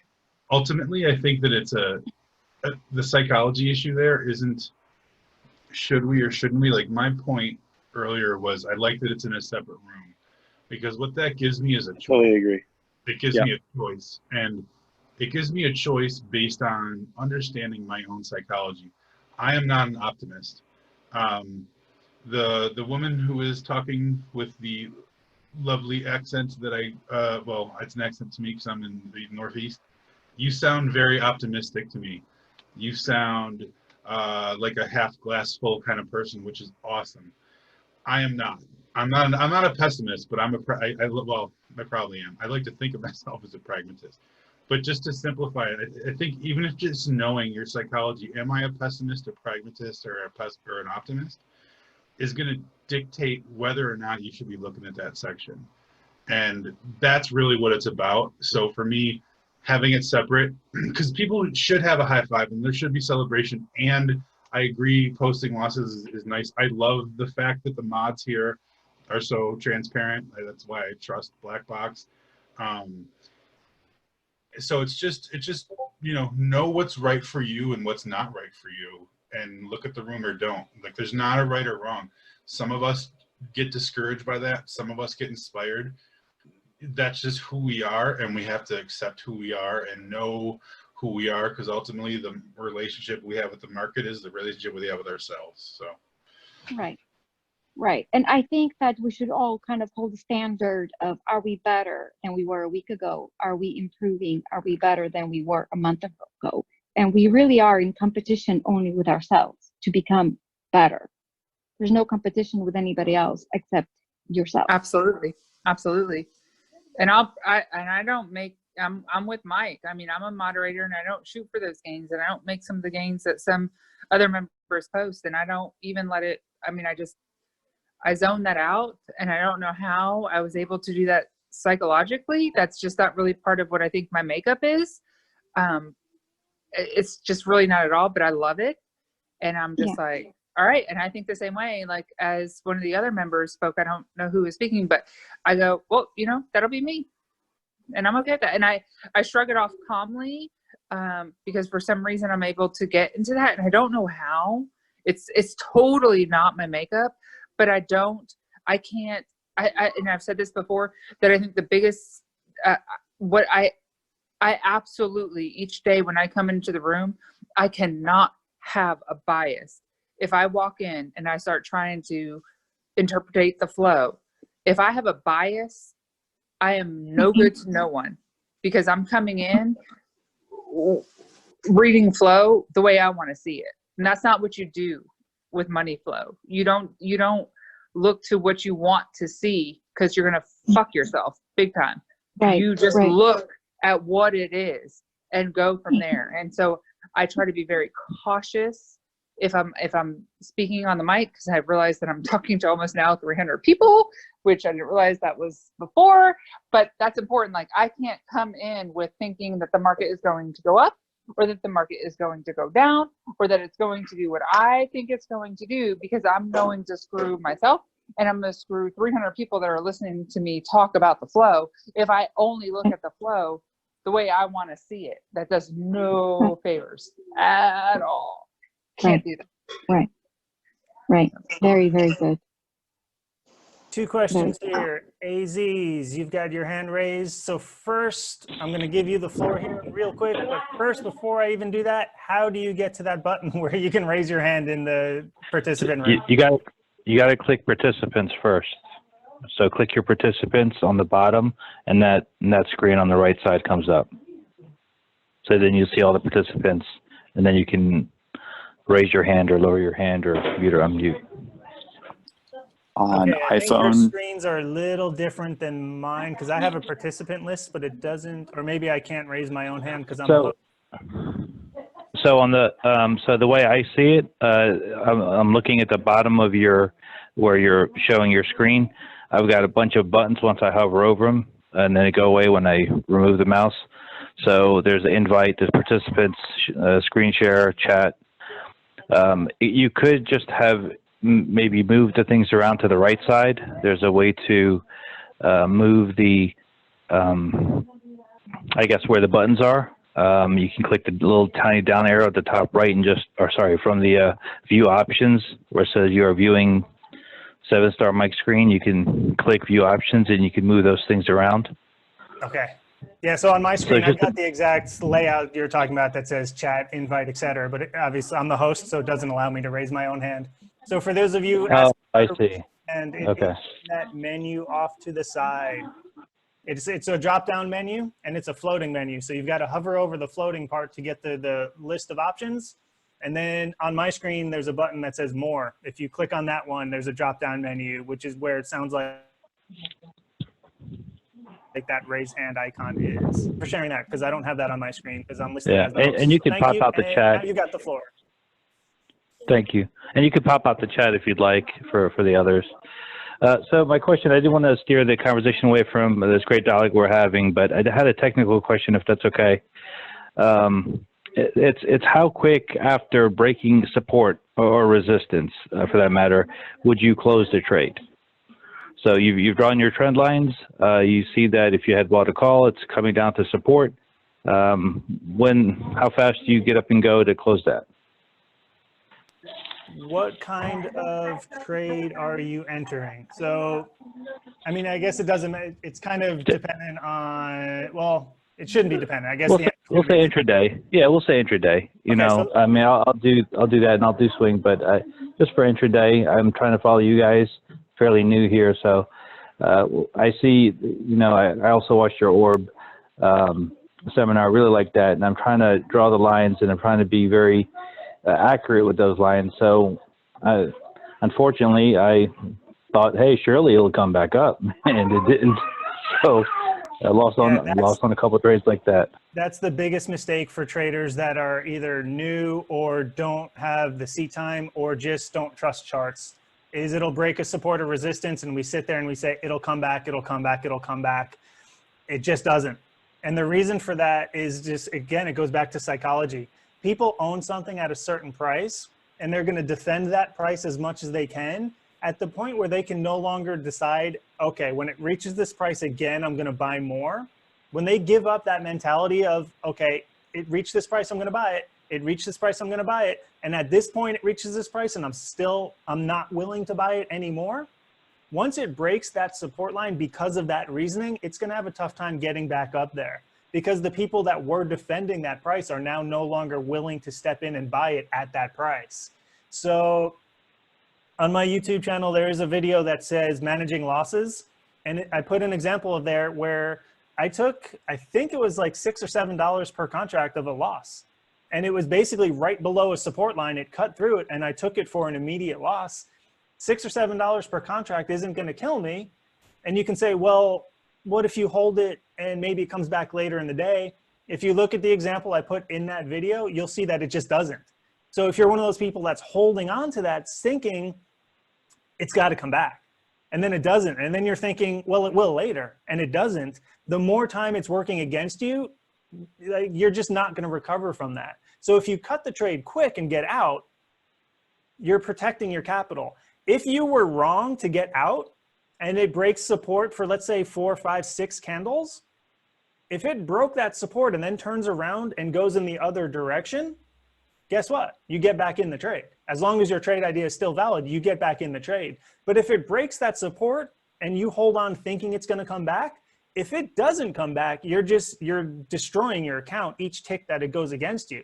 So the better thing to do is if it breaks that support, just get out of the trade. If that was a fake out, you can always get right back into the same trade. So for me, the confirmation is basically, let's say support is $50 and it bounces off 50 and it bounces off 50 and it bounces off 50 and then it breaks 50. To me, that's an alarming move right there because it bounced off 50 4, 5, 6 times. And now this time it's not like people are not willing to step in and buy it at 50 anymore. So once it does that, the next candle that opens and closes below 50, that's confirmation for me that, okay, people are not buying it at 50. So if that was support and it broke through that support and then the next candle stays below it and then you maybe, again, it depends on your risk tolerance, maybe you give it 3 or 4 candles because there's always that fake out. Like when you buy a resistance breakout, there's always a chance that's just 1, 2, 3, 4, 5, 6, 7 candles and then reverses. There's always fake outs. So depending on your risk tolerance, if it breaks a support, depending on your risk tolerance and your entry, that's going to determine how bad it's going to hurt to break support. So if you have a really good entry and you have a little bit of risk tolerance, maybe you give it 3 or 4 more candles. But if you have 3 or 4 candles under that support line, for me, that's just a cut. And if it turned around in 7 more candles after that, if the trade is still valid, I'd get back in, maybe with a smaller position the second time. But once it breaks that support, I'm not really messing around with it, letting it go against me too much. Now, it depends on, again, your intentions of the trade, depends on your account balance, depends on how big of a position you took, your risk tolerance. There are some times where something will go against a support and I might give it to the next support down because let's say I have a horizontal support at $50, but let's say the 34 EMA or VWAP is $49.60. I might give it that 40 cents more down to the 34 EMA or VWAP, even though it broke my horizontal support. So it depends on how good your entry was as far as how much that's going to hurt to let it go down that other 40 cents. And there's a few things to take into consideration there. But for me, I'm a very quick short-term scalper and day trader. So a lot of my trades, if it goes against me, I'm just out. And if it turns around, I'm just right back in. So I'm not really letting it go against me too much. Someone else speak up because I know there's people that's going to give it more leeway than I might. So someone else jump on and give us your recommendations on how much do you let it break support? Because for me, it's not that much at all. I'm in the trade really quick. If I have a good entry, I'm going to let it go against me a little bit, but I'm just not sitting there playing around with it, letting it hurt my account. So someone else jump in and give us your thoughts on how much you're going to let it go against you before you decide to cut. When you do your support lines, Mike, do you do the static or the dynamic as the chart is moving over maybe a 20-minute, 30-minute time frame? How do you do your support line in the 1 minute time frame? Yeah, I trade short, so I'm on a 1 minute time frame. I do my support and resistance on a daily, a 5 minute, and the 1 minute, but I'm trading off the 1 minute. So I've got my horizontal support and resistance, but I am using the 34 EMA as pretty much the only indicator that I use on my charts. I've recently started using the cloud, so I will have a combination of the static and dynamic. The 34 EMA is one of my favorites, so I have that on every chart, and that's pretty much the only indicator I really use. But in conjunction with that, I've got my trend lines and my horizontal support and resistance. So I'm kind of doing both of those. So you do your horizontal support resistance and you also do your trend line based on the 1 minute. Yeah, so, well, I'm doing them on the daily, the 15 minute and the 1 minute, but my entries and exits are on the 1 minute.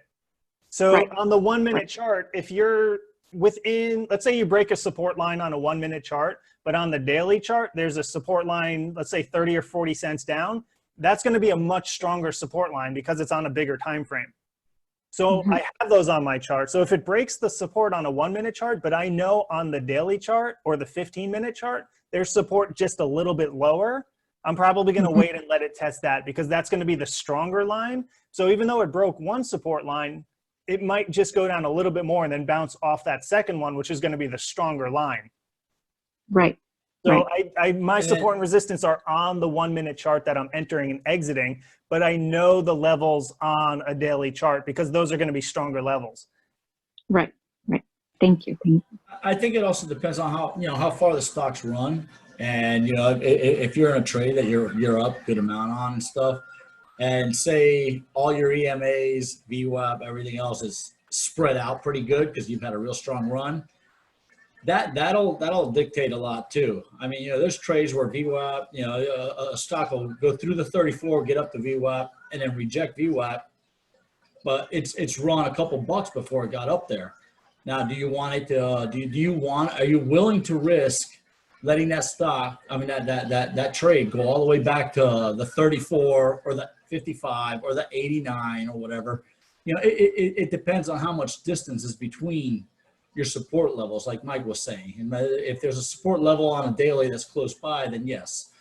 But you know, if you have a trade that's really ran a lot, kind of parabolic or whatever you're talking about, you know, I've heard Maria talk about this, and that's what brought this into my mind, and I use it a lot. I mean, if you're happy with where you're at, and your next support level's down a couple bucks, are you willing to risk that to see if it bounces there, or do you just want to get out, take your gains, and wait and see what it does afterwards and get back in? Awesome. So there's going to be a few different kind of points of view on how much we're going to let that go against us. And again, it depends on how good your entry was and what your risk tolerance is. Exactly. Next up, Thailand. I got a question about risk. Let's get Thailand in here. Has got his hand up for a while. What's up, buddy? Yeah, man. Can you guys hear me? Yep, loud and clear. Great. It was, I guess the question, I don't remember the person who started this question. It sounded like a relatively new guy to trading, and it was a question about the supports and when to cut. Just one thing I've been thinking is when you, and Mike and I were actually talking about this yesterday, these are somewhat extraordinary times to be learning how to trade.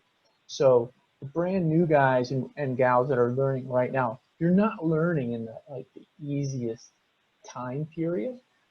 And so when you are drawing your supports and your resistances, keep in mind that we're in extraordinary times, and 20 minutes later in the day, the market can be down 800 points, and things are not maybe as even keel as they might have been if you drew those support lines 3 weeks ago.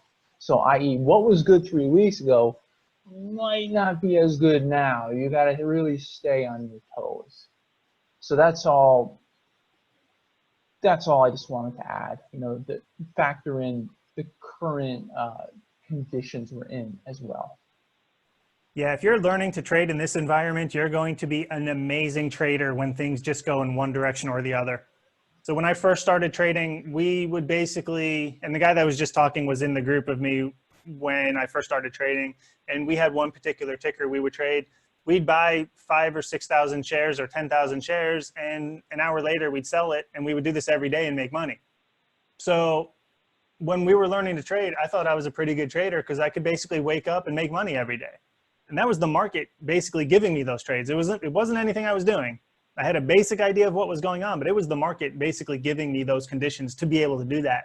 So anyone that's learning to trade right now, if you can master some part, or basically not even master, if you can survive this market, you've got a leg up over someone who has never experienced volatility, because you're learning to trade when the market's just going nuts. So when the market isn't going nuts, it's just going to be that much easier for you to basically get in a position and just sit in it and let it do what it's going to do. So it is a very difficult market to trade right now. A lot of us are having success, a lot of us aren't. So it's one of those things where the market conditions are kind of changing a little bit about how we do things, which again is one of the reasons I wanted to do something like this tonight, is because the market we're in is a little crazy. We don't have back-to-back $1,000 or 1,000-point days, 7 or 8 days in a row on any time that I've been trading up until just now. So we're in some crazy market times. And if you had your hand raised, I accidentally deleted them trying to move one of the other ones that was answered already. So if you had your hand raised and you don't see yourself on the screen there, please just hit that button again and get on there. And next up, I've got Sean Jacobs. What's up, buddy? Hey, so I've studied the technicals and support and resistance for a lot of years, but I'd never traded options until really recently because of you guys. and just the risk profile is so much more extreme. So I'm trying to understand from everybody's experience who has a lot more experience than I do. Let's say, for example, you start with $10,000 account. How much should you risk, or how much should you put in, like, on a given trade? Like 1%, 5% of your $10,000, or however you want to answer that or talk about it. So there's general rules of trading that will basically give you a guideline on this. It depends on a few things for me personally. So let's say you have a $10,000 account and you like to gamble, you're risky, your bank account has $1 million in it, put all 10 grand in one trade, I can't yell at you because you have $1 million bucks in the bank, your $10,000 is play money. Most of us aren't doing that. If we have 10,000, it's because we've saved 10,000. That's what we're willing to put in the market to trade with. If we lost 10,000, it would really, really hurt us. So for most of us, if we have a $10,000 account, you don't want to lose. A general guideline is 1 to 2% per trade. So when you have these smaller accounts, it makes it a little tough to go by those guidelines, because if you have a single contract for $300, $400, $500 on a $10,000 account, that's a percentage of your entire account right there. So it's tough to say that. It depends on your risk tolerance. It depends on how married to that 10 grand you are. If that's the only 10 grand you have to your name, my first recommendation would be don't put that exposed to the market. But typically we don't want to lose more than 1 or 2% of the entire account value in a single trade. So do the math on a $10,000 account. You're going to see how tough that would be to abide by those particular rules. Now, there was a time where I would start every month with a $500 account. That's a little bit difficult to do, but what it does is really focus me at the start of the month to key in on, is this a trade I want to take, knowing I only have $500 in this account? So when I was trading a $500 account, I would be putting $300 or $400 into that first trade. That's extremely risky. If your entire account is $500 or $1,000, I would never recommend doing that. So with a $10,000 account, if you put $500 into a trade, you're not going to let the whole 500 go away. But then I know people with a $10,000 account that do $2,000 or $3,000 per trade, and they think, well, I just need to get 10,000 to 20,000 and then I can do my thing. Or I just need 25,000 so I can avoid PDT and then I can do my thing. So the general rule is you don't want to lose more than 1 or 2% per trade. Now, whether you buy options and put 1 or 2% of your account into each trade and assume it can go to zero, or if you put 5% of your account into a trade and say my stop loss is going to be when I'm down 1 or 2%, there's just a different strategy there. So it depends to me on whether that's only $10,000 you have, whether you have 100 grand in the bank, but you're willing to commit 10 grand to learn how to trade with. So someone else will probably have a better answer than me on this one, because for me, I can answer that from my trading experience and perspective. If I have $10,000 to play with, I might put $1,000 into a single trade, and that's 10% of the account. So if I lost that, that would suck. But I'm comfortable. When you say letting it go to zero, that's more or less a YOLO. I mean, when would you, other than that, would you really ever advise that? On a given typically, trade? no. If you let something go to zero, that's a really shitty trade. However, sure, options are a defined risk. So what I know some people will do is, I'm willing to lose $500 on this trade. That's the most I'm willing to lose. I'm going to put $500 into options. And if it goes to zero, I know that's my max loss. So I can't lose more than my max loss because I'm only exposing that much to it. So there are some people out there that will put their max loss into a trade and just say, if it goes to zero, that's my max loss. I personally do not advise that, because you're setting up bad habits. You're setting up it's not really teaching you anything. I can anything. let this trade go to zero, which for me, you just never do unless it's a trade designed to make it or break it. And if it goes to zero, oh well, that's the trade that I took. So me personally, I never advise letting something go to zero unless it's one of those I don't care what happens to it trades. But I know there are people, since options are a defined risk, if I only want to lose $300 maximum and I only put $300 into this trade, I can let it go to zero and it's still within my trade plan. I don't personally advise that, but I know people that think that way since it's a defined risk. Someone else step in and answer that one because my views are a little bit different. I will go a little bit riskier than those general guidelines, but I'm comfortable with stopping and I'm comfortable with protecting capital. I'm probably more aggressive on protecting capital than letting gains run, especially in this crazy market. So for me, I'm a little more comfortable avoiding that only 2% of your account rule because I'm more aggressive on protecting my capital if it goes against me. And I don't have that problem where if it breaks a support, I sit in it hoping it comes back. If it breaks, I'm out. So for me, I'm a little more comfortable taking a little bit more risk because I'm confident in my ability that if it's going against me, I know I'm going to cut it where I need to cut it.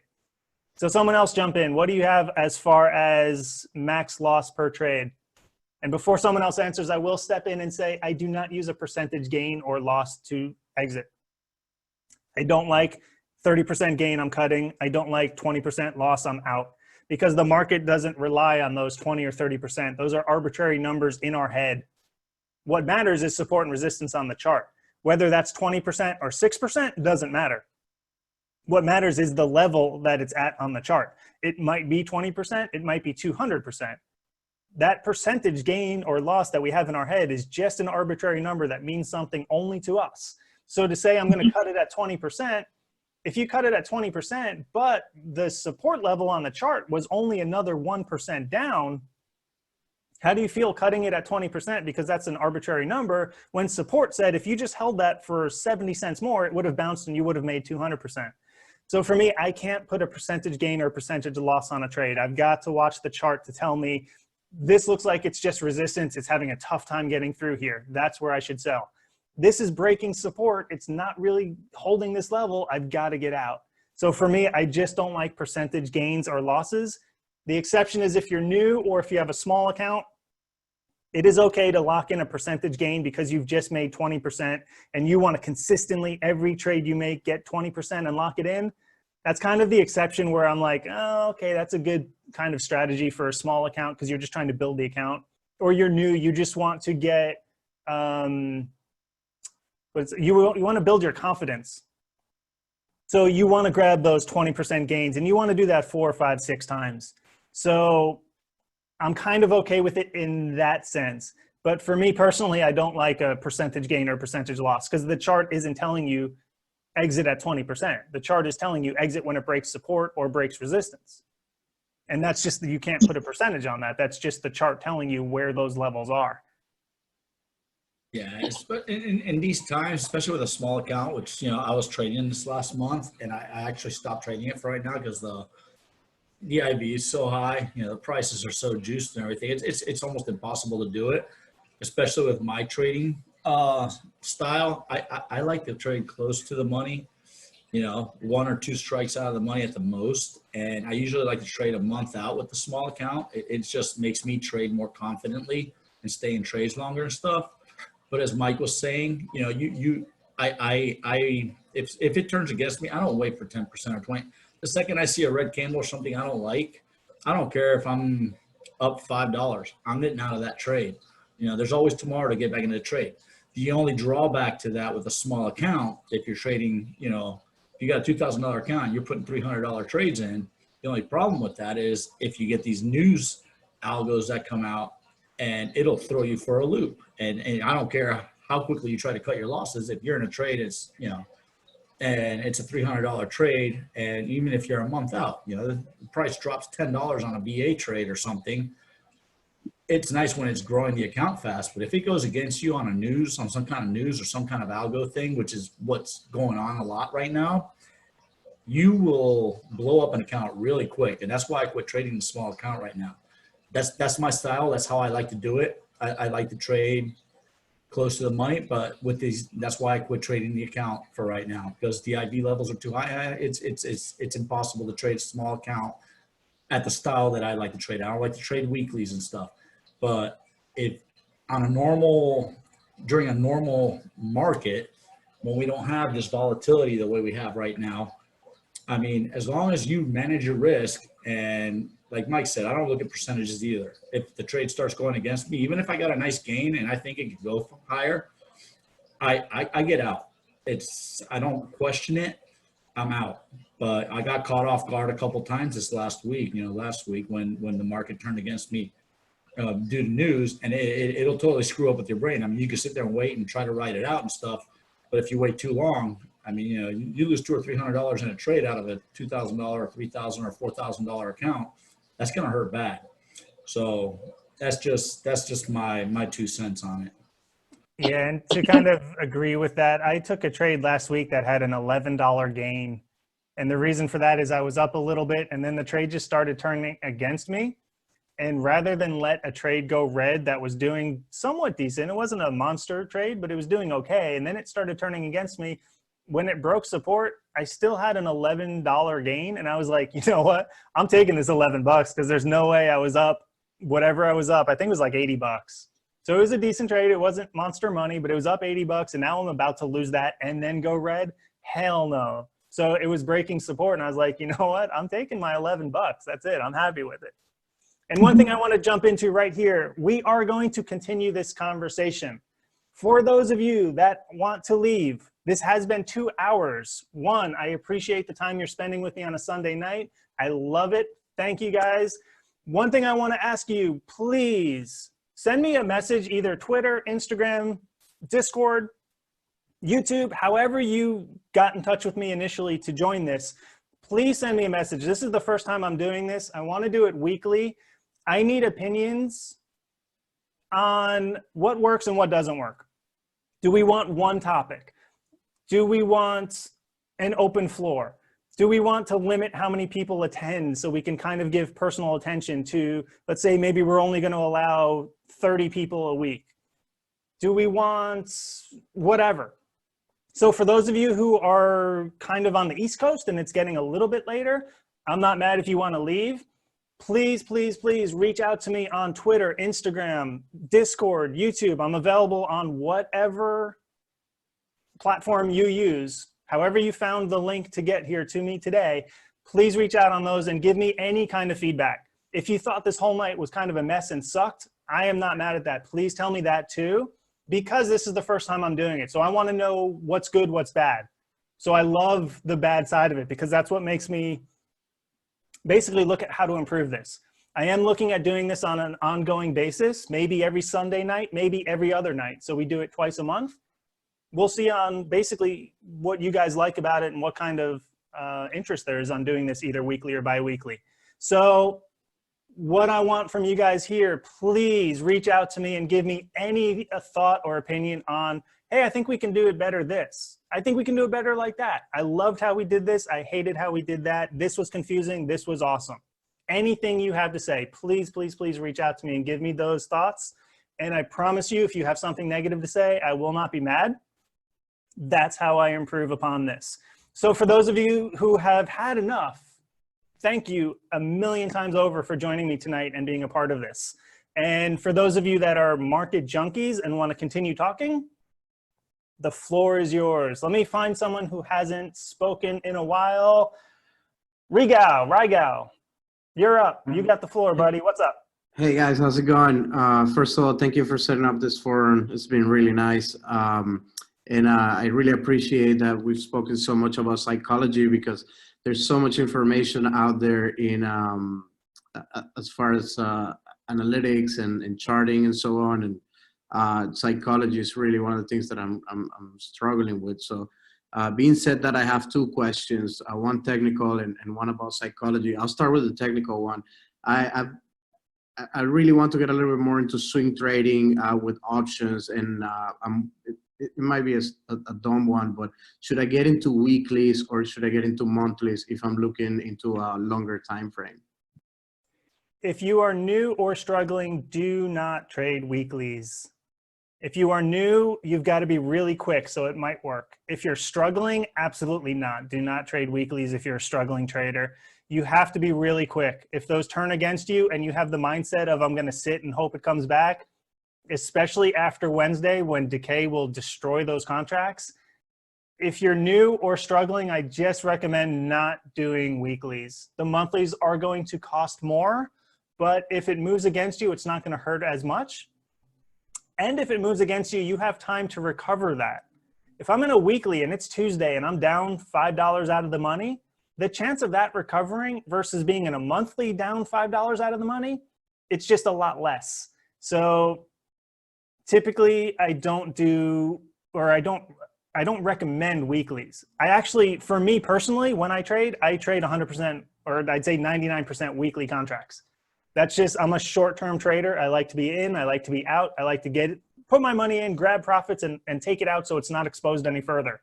So I'm not gonna pay the time on a monthly or 2-month contract knowing I'm not using that time. I'm paying more in premium for something I'm not using. So I trade exclusively weekly contracts. So if you're new or struggling, I just don't recommend that because they are kind of a different beast compared to a monthly contract. Someone else, again, can jump in with their thoughts on that, but typically I do not recommend weeklies for new people or those that are struggling. Thank you.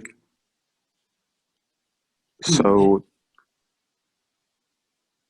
and so if I can go ahead with the second question, and it goes a little bit more into the psychology. I've been struggling a little bit with knowing exactly when to walk away from the table. I have in my trading plan said what I'm supposed to make every day, but then there's days where just in the open, I can probably triple that or make so much more. And then I have a hard time deciding whether this is just going in a good day. Maybe I should keep on and just keep adding to that, or maybe I just stay in the table and then just, you know, give a lot of it back. So what I've been using, actually someone mentioned earlier about the alarms. I've been doing that, and it's been working really good for me, where I just set up alarm at different times, which means, you know, I just got to stand up and do what I got to do. But what do you guys recommend? Because some days are really good and I just don't want to leave that money on the table. But then you know, I'm trying to find a balance. What can you guys recommend for that? if I could kind of give an analogy as to how I sometimes look at the market, I feel like it could help you with this perspective, I guess.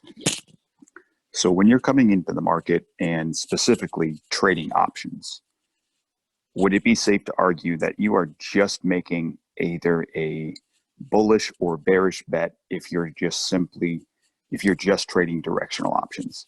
You are trading saying that I think that this stock is going to go to this price or around this price, and I'm going to put down this much money on the table. In options, you are not just playing a card game where you're dealt a set of cards and you're putting out your bet, and when you put out that bet, you either win it or lose it if you win that hand. You can take that money off the table. Look at it almost as if you are putting your money into the pot, and as that pot does grow larger based on your trade going in the direction of the market or whatever stock that you're trading, you can take that out. Or if it's going in the opposite direction, if you start to see that pot shrinking, you have the ability to cut your losses and say, I want my money back because I have some shitty cards. My cards are not going to produce the results that I want to see in the market based on the conditions that I have right now. Thank you, Foxer. But I think maybe I didn't express it correctly. I'm talking more about like as a day and as a whole, right? Like I've actually been really good at deciding, you know, when to take profits in a particular move and when to cut when to cut it short and when to set my stop loss. I'm talking about a day as a whole, right? Like where there are days where I just could open up and just have a really good first 2-3 hours, and I'm way above what I'm supposed to make in a day. And then if it feels like a good day, and I'll just keep going, and then I'll give a lot of it back. But then some days I really don't. So what do you guys recommend? Because also on a really good day, even what I was doing at first was, okay, I met my quota, I'm gonna walk away. But I started to realize that sometimes there's more money to be made on a day. So how can you guys judge that, or how can you guys balance that where you know you're just not walking away in a good day? What is your criteria for that? Bobby, 3 things really stand out in what you're saying. and it's 3 things that I would call fused thoughts. It's some thoughts that you're fused with, and another thing to call them would be biases. One is you have a belief about and an anxiety about leaving money on the table. Write that down. That's a huge problem right there. 2, there's a bias or a fused thought about quotas. I would write that down. And there's a bias about good days and bad days. I would write that down. That's probably going to be the most out there thing I'll say when I explain it. But those 3 things are, you have some relationship with those thoughts that cause you distress, enough distress that right now, as you're on this call with us, you are in the future tomorrow trading or not trading well. You're already intraday tomorrow and it's not intraday tomorrow. Does that make sense?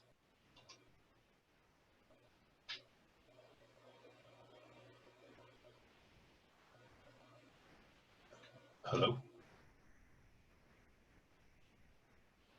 That makes sense to me. I heard you. He lost him. He ditched us after the question. Okay. I heard you, Sean. All right. I'm just making sure that makes sense. So what that's telling you or us is that right now you're pretty far from the moment, which is fine if you know it. If I'm like right now, I'm super anxious about tomorrow. I want to be trading. I'm thinking, I've got thoughts of like, there's going to be no meat on the bone tomorrow. It's going to be fucking flat. Everything's going to get sucked out tonight. Everything's going to be high IV. You know, why did I sell my Disney puts? So I've got future thoughts, past thoughts going on. And it doesn't really matter that I'm having them. It matters that I know that I'm having them. So that belief or that worry, that fused thought of, oh, I'm going to leave money on the table, that's okay to have it, but no, it's just a thought. It's just a belief. It's not actual money. It's not actual income. It's something in your imagination that you've created and are stressed about it now. Humans are weird. We're the only creature out there that will make up a whole story and then fucking stress out about it and ruin our lives over it. We're the only creature that worries about dying. We're the only creature that can have 5 quote unquote bad days trading, make up a story about ourselves being worthless and shitty and no good at this and a failure, and I'm failing my family or my whatever, and believe it and suffer because of this fucking story we made up and decided it was the truth. And when your relationship with your thoughts can be worked on, and your relationship with your thoughts can be that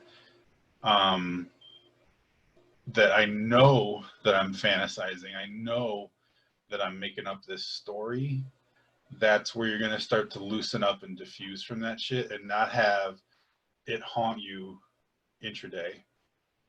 It's the difference between this, and this might sound not whatever, the difference between fuck, I'm a shitty trader, and I'm noticing the thought that I'm a fucking shitty trader. That's night and day. That's all that matters. If you can squeeze those words, I'm noticing the thought, that in front of that thought, you're mindful. You're not locked into the thought. The thought's not a fact. You know it's a phenomenon in your brain. So that's the thing to start practicing. That's the thing to start looking out for, is my biases, my fused thoughts, and how I relate to them as if they are facts or not facts or something I have to freak out about or whatever. Hopefully that makes sense.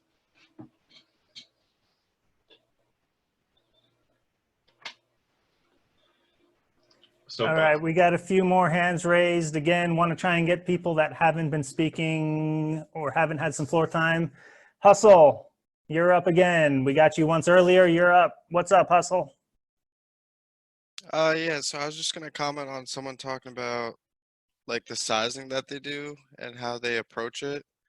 And the way I look at each of my positions is sort of like whatever money I'm putting into this specific option, I'm looking at it as if I lose the value of this entire contract, that's how much I'm willing to lose. So let's say if on like a $5,000 account, if I'm willing to lose 5% on a trade of the portfolio, that's $250. So I'll go into a trade with $250. And obviously the goal is not to lose it all and have the value go to zero. Like I'm going to cut it before it gets to that point. But that's my risk tolerance and how I put on a trade to where that's how much I'm willing to lose. And so, and then another thing someone was mentioning about like support and resistance, knowing when to cut it. And I mentioned this earlier last week in the chat that like right now with the high volatility, people are looking at these charts, and you're looking at, supports and resistances, but the volatility and the moves that these stocks and the market's making right now with all this volatility is so high, and the percentages are so high that you might look at, this falling wedge or this, ascending triangle, and you want to play this breakout, whatever. And so you have your support and your resistances, but if you're in a trade and you got in near support and you want to see it break out through a resistance and get some upside, you got to realize that it could make its way halfway up before it hits that resistance. But in terms of the percentage that these stocks are moving right now, they're moving so much that that could be a pretty good gain in itself because of the volatility and the IV on these contracts. So in this environment, at least for me, I'm not trying to get into something, near support and then watch it, or wait for it to break, the resistance and complete this continuation pattern. If I'm looking at how much I'm up relative to what I paid for the contract. So even if it makes a slight move, if I'm up a good amount, I could care less if it breaks out and then goes much higher, because to me, I'm up so much already relative to what I paid for the contract that, yeah, I'm not seeing it play out, and maybe it does break out and I could have made, whatever that goes into the psychology part we've been talking about. But I think just for newer traders, like you mentioned, if you can, do well in this environment, you should be able to kill it when volatility is much, much lower. It's pretty crazy what's going on right now with the volatility. And so I guess my advice to some newer traders would be that, when you're looking at these charts, don't try to get greedy with watching it all play out, because a lot of times when I was starting out trading, waiting for it to play out and then letting theta decay, that would kill my position and I'd lose the gains that I had, or I'd watch it, depreciate to zero. Like it could make a small move right now and you could take profits because it doesn't matter if it barely budged on the chart. It equates to a lot of increase in the value of the contract. So that's just something that how I'm playing the volatility right now.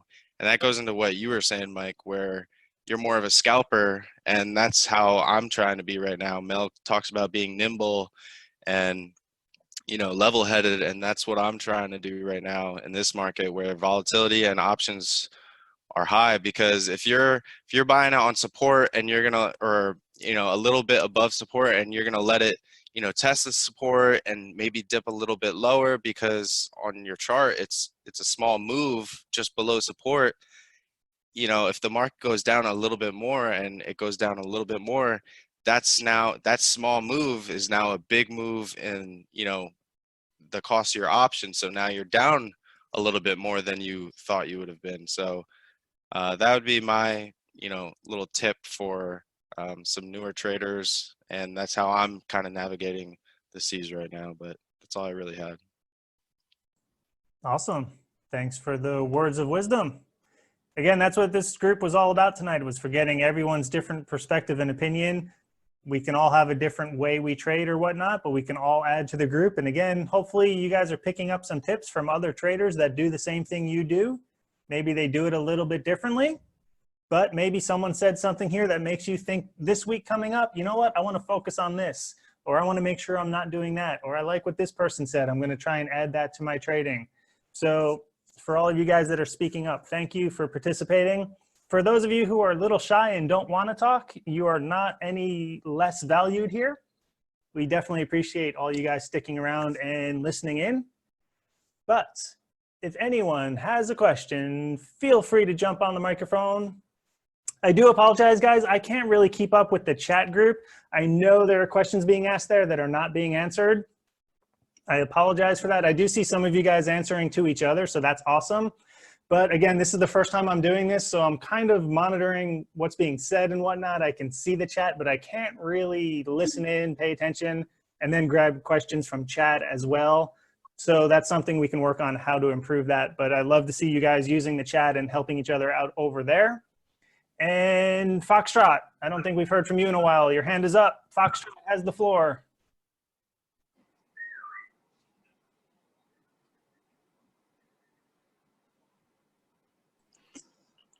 He's good, Mike.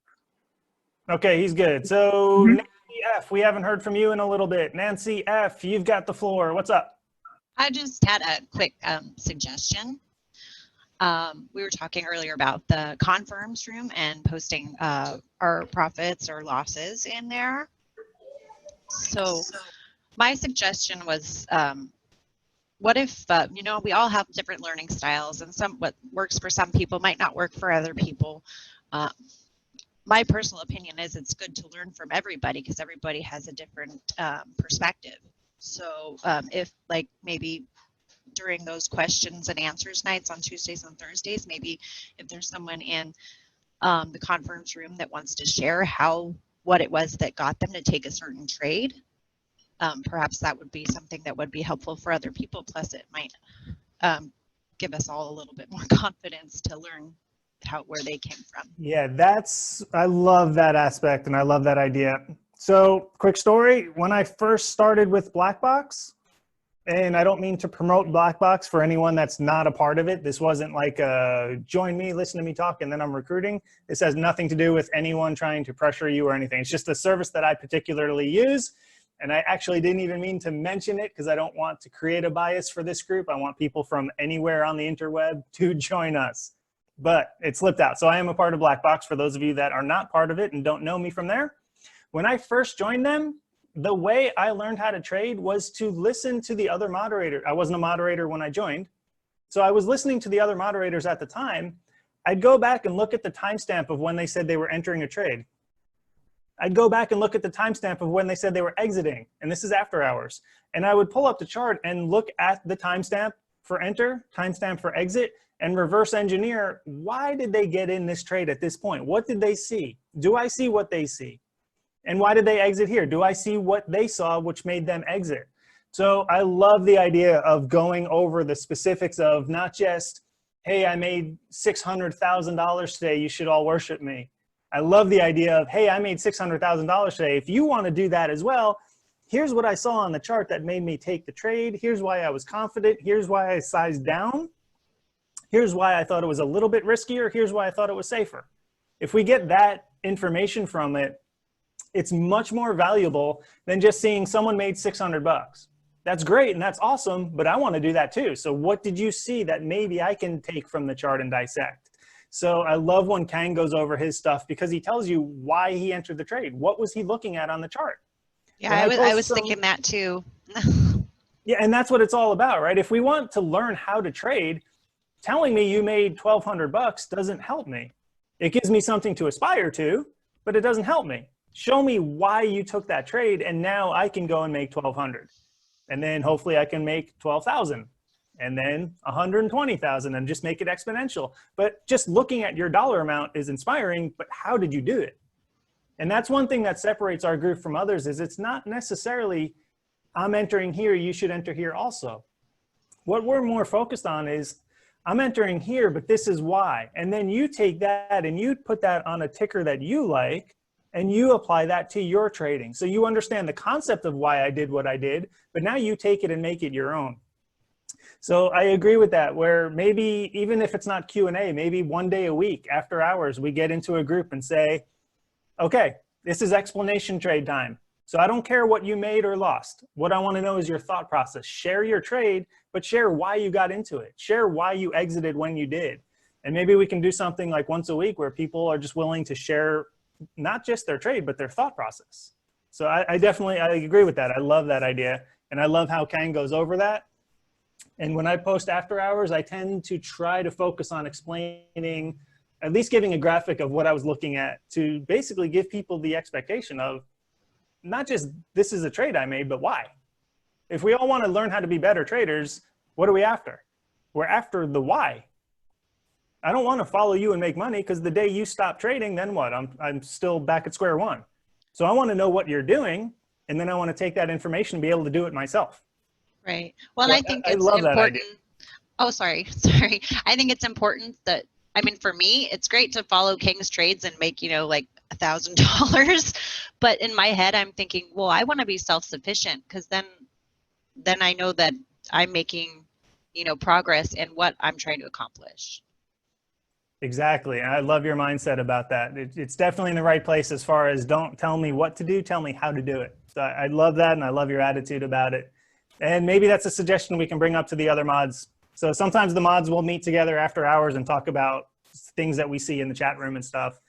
So maybe that's something we can bring up where I'll just, hey, Q&A. At the end of Q&A, maybe someone can do, maybe every Q&A we have one trader that just analyzes a trade they took. Or maybe on a Monday or Wednesday night, we have, 30 minutes after the market, or 7 o'clock PM or something. Maybe we have a night where we can do something like that, where we have, 3, 4, 5 people willing to not just show the trade, but show why, what's all the information behind the trade. So I'll bring that up to the mods and see if we can maybe add a night or just add a segment to Q&A. So I like that idea. So thank you for bringing that up. Sure. Thanks, Mike.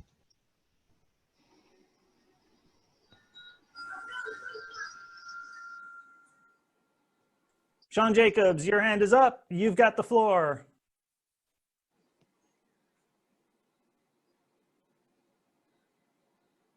Sorry, that's old. Okay. Anyone else who has a question or a comment? Like I said, I am a just information junkie, so I will stick here and chat with you guys for 7 or 8 hours if you're here listening. But I don't want to be the one talking. So if you guys have questions or comments, please jump in there. Again, I apologize for the group chat. I'm not really able to focus on that and then listen and pay attention to really what's being said in the actual voice.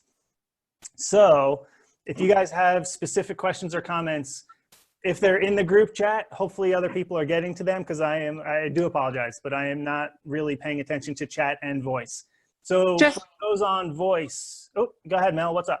No, a comment. And chat dev, you're right. That may not be what you're looking for and what you're needing.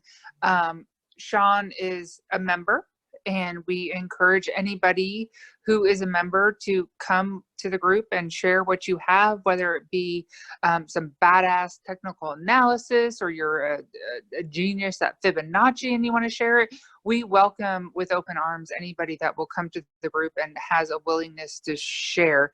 Sean has 17 years experience as a psychologist, and is looking to kind of offer some help to the group. And it may not be your style, or it may not be something that works for you. Some people, want a hug. Some people need a swift kick in the ass. There's no one shoe that fits for everybody in any circumstances. So, if it's a style that's not fitting for you, or it's not resonating with you, by all means, just don't, turn that off. And it's not right. It's not wrong. It's nothing in between. We all come from different backgrounds with where we're comfortable with and what we can feed off of.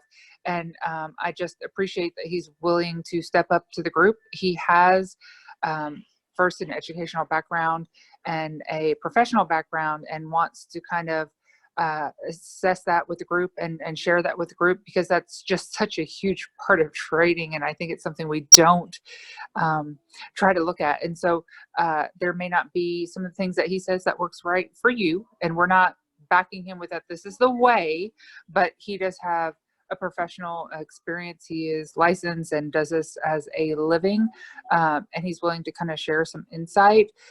There may still be some tips and tricks with as far as mindfulness, or something that could help you with breathing exercises, or something that gets you on the right track that can kind of help calm you through this madness, or anybody. So thank you, Sean, for stepping up and your willingness to share with the group.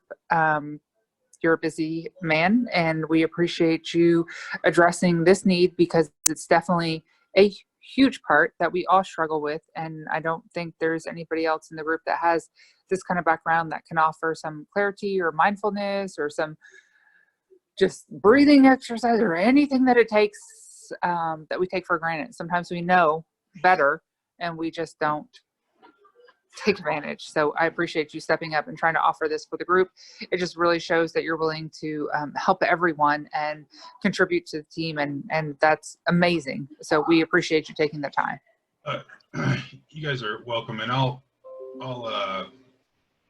just take one last minute, and then I'll be done. I won't ramble on anymore. But to her point, I do tend to choose, like, in examples, kind of negative or self-deprecating thinking. I am sort of biased that way. Like, I'm a trauma specialist, so no one comes to see me because things are good. It's, you know, assault and violence and all kinds of bad things. So I do kind of lean that way. But just to the point of what I was saying about being fused with thoughts, it's equally important. If you have the thought, I'm the greatest trader on earth, or I'm a wonderful trader, it's just as important to be defused from that thought, because that can get you in as much trouble as beating up on yourself. So the difference between I'm a great trader and I'm noticing the thought that I'm a great trader is a really important skill. So I'll just leave it at that. I'm going to sign off for the night.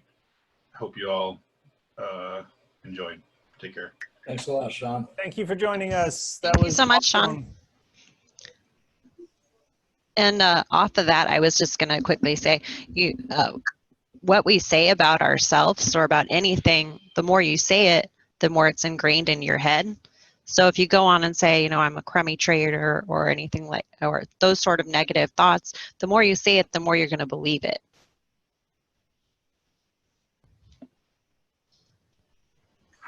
True, true.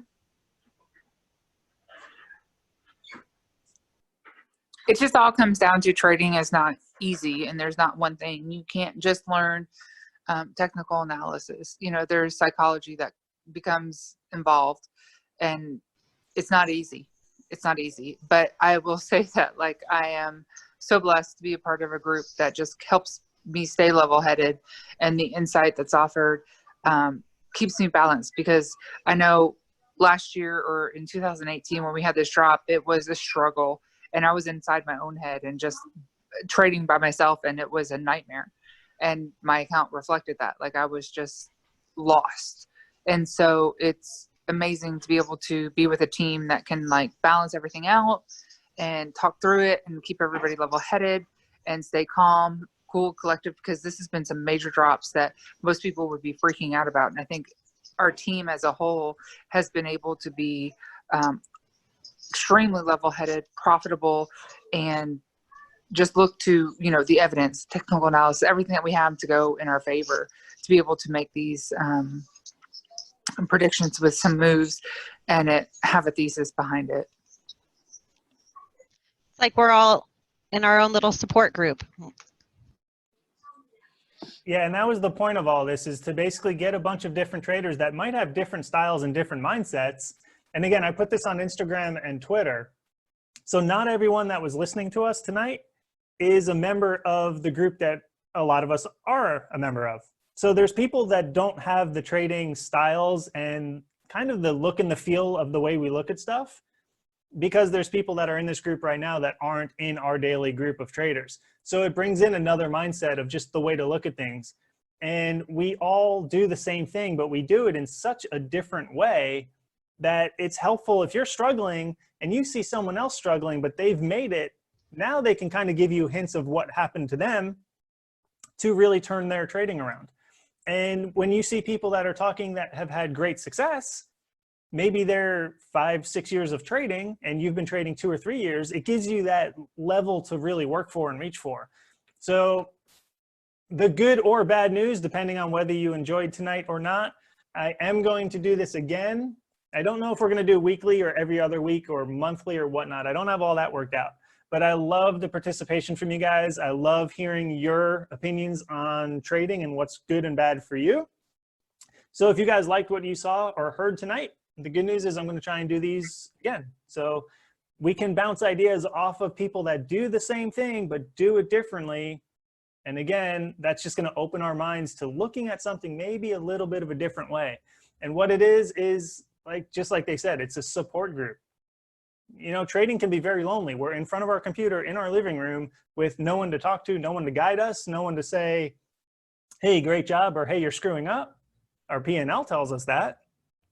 But we now have another support group where we can just get various opinions and advice from people that have done better than us, people have been doing it longer than us, and be able to turn around and give feedback to those who haven't been doing it as long as us. So if you guys like this, we are going to do it again. Who's up next? I see no hands raised. Who's got a question or a comment?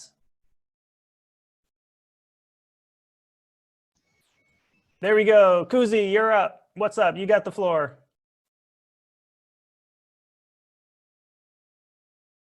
Awesome. I just want to ask about the approach you took towards like the $500 account. I was looking at like a YouTube video you have about managing losses, and you're like, we're talking about Twitter, and I've noticed you like Twitter a lot, like the contract pricing. And I know you say you don't look at P&L at all, but I mean, I remember you were saying that the contracts move like close to like 50% of their value, and then you like to take profit at 30%.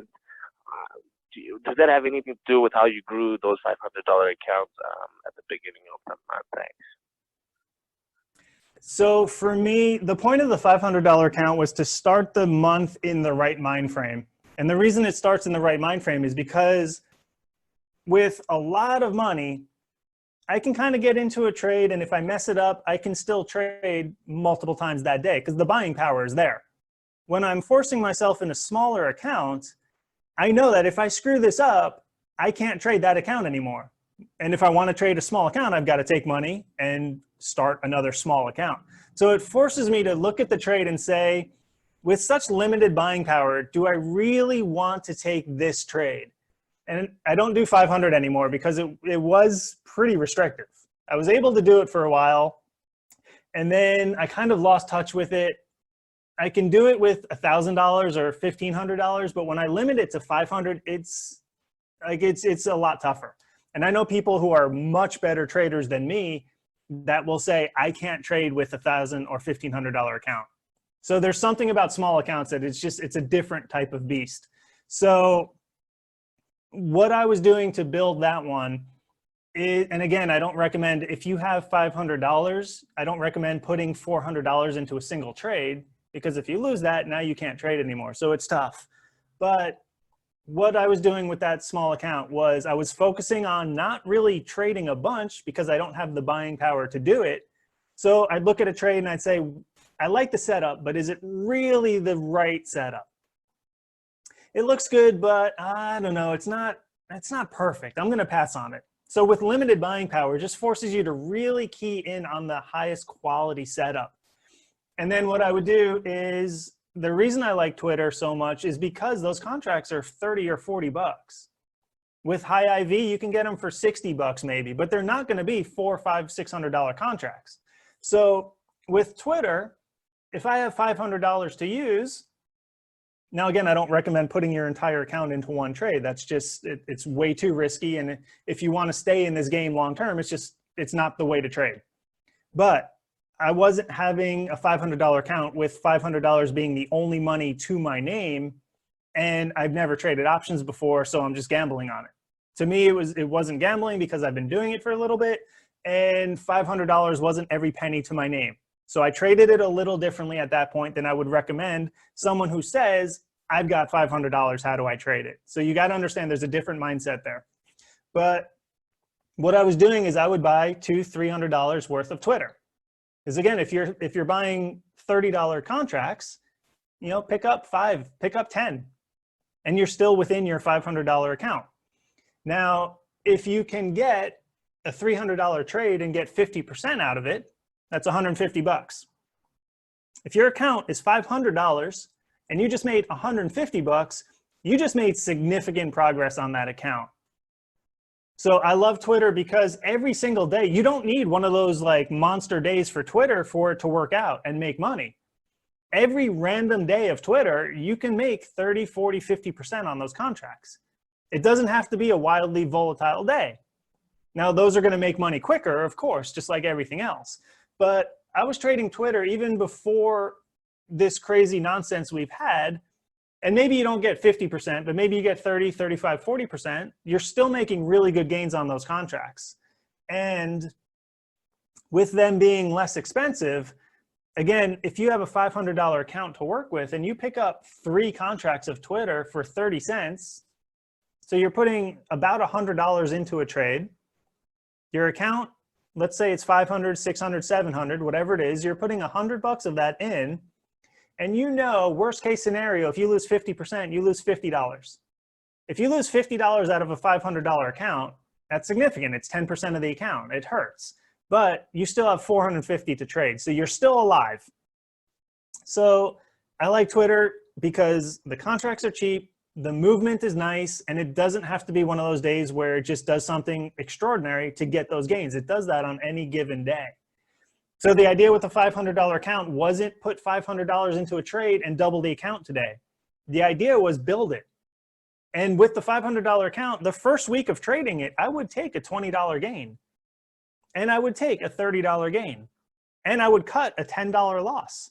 And at the end of that first week, hopefully I would go from 500 to 1,000 or 1,500. And then let's just say, bad case, let's just say I go from 500 to 850. With 850, I can do a little bit. I'm not going to get rich. I'm not going to pay bills. But I can take 850, and let's say I have another bad day, bad week. Maybe it's now 1,100. Hopefully it doesn't go down. That's obviously a possibility. But let's say now I have 1,100. So after 2 weeks, I go from 500 to 1,100. And then with 1,100, you can kind of go exponentially up from there. So maybe you don't go from 11 to 22. Maybe you go from 11 to 3. And Twitter wasn't the only thing I traded, but the idea of the small account was to just grab small gains. What you're trying to do is build the account. You're not trying to get rich. You're not trying to hit the home run. You're not trying to go out and pay off your mortgage in a week. You're just trying to build the account. So if I have $500, $600, $700 and I see a $30 trade, if I see like it's bumping its head on resistance, I'm not even playing around. I'm just taking that $30. And you go, well, $30, what are you going to do with that? Nothing. But if you make $30 10 times, you've almost doubled your account. You're now at 500 to 800. Not quite doubled, my math sucks. But if you do that $30 trade 10 times, you go from 500 to 800. So when you think, well, it's just $30, what am I going to do with that? In and of itself, you're not going to do anything. But when you stack those $30 gains, you now had a $500 account that's now 8, 9, 1,000, 1,100, and it takes time. And a lot of new traders, especially those with small accounts, don't have the patience to do $30 gains. They want that $500 account to be $3,000 next week. And that's possible, but you're going to take on more risk to do that. So I was using that $500 account to really key in on the discipline of choosing the right trade. And I would build it slowly. And then once it got to a certain point, then I was able to build it a little bit quicker. Now, when I jumped from that to a different account, I tried to keep that same mindset of, is this a trade I really want to take? Is this the trade I'm going to put limited buying power in, even if I'm in the account that doesn't have such a limitation on the buying power? I still want that mindset of, if I have limited buying power, is this the trade I'm willing to put that money into? Because if I mess it up, I don't have the buying power to keep doing more trades to recover. I've got very limited buying power to do this with. Is this the trade I'm choosing to put the money into? So the mindset wasn't about getting rich. The mindset was build the account slowly to the point where I can now buy a $300 Facebook or BABA contract. And maybe it's still only one contract, but I can now buy a $300 or $400 contract where before I was buying $30 and $40 contracts. And then once the account builds, your mindset changes a little bit. So the way I built that small account was taking the trades that would move somewhat slow, not caring about someone that just made 800 bucks in a single trade. I'm just trying to make 30 or 40, 50 bucks just to grow the account. And then once the account is growing, I'll change the mindset to make that $800 trade that someone else just made. So it's a different mindset. It's a different strategy. It's a different approach. For me, again, it was just about building the account. If you find $5 or $10 profit and it's struggling to move, take the 5 or 10 bucks. If you take 10 bucks 10 times, that's 100 bucks. That's 20% of your account you just grew it by. But the reason we don't do that is because $20 is not sexy. Especially if you're in the group and you see someone just posted a $740 gain on BA in 12 minutes, and you have a $12 gain and you're going, I'm not showing anyone I just made 12 bucks. Now guess what? If it's bumping its head against resistance and that 12 bucks is gonna be a $50 loss, take the 12 bucks. There's nothing sexy about it, so we don't want to do that. But when you have a small account, you have to do that. You've got to build that account. The goal of the small account is to build it. If you think you're going to take a $500 account and pay off your mortgage, it's going to ruin your mindset. And it's going to interfere with your trading. And you trade scared because now if you take a loss, you're like, oh shit, I had 500. Now I've only got 3. Ooh, I can't mess up again. And when you say I can't mess up again, you're putting that pressure on you that you're not trading realistically. And I was in a slump not too long ago where I was trading scared, and it just destroys the way you trade. So I don't like $500 accounts because it's a little too restrictive. But it puts you in that mindset that you really need to focus on, are you taking the right trade? Or are you just saying, let me take this one. If it works, great. If it doesn't, oh well. You want those higher probability trades. You want it on a ticker that's not going to rip your face off if it moves against you. And you want to do it with the size that if you lose, you can cut it without destroying a very limited account that you're using to begin with. Hopefully that makes sense. Eric and Sean, you guys have your hands up. Eric, we haven't heard from you in a little bit. What's up, Eric?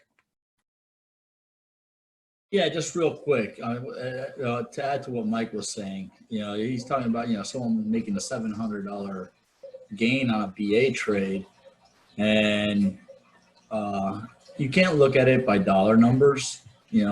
That someone could have a $20,000 account, $15,000 account. If you're trading with a $500 account, or $1,000 account, or $2,000 account,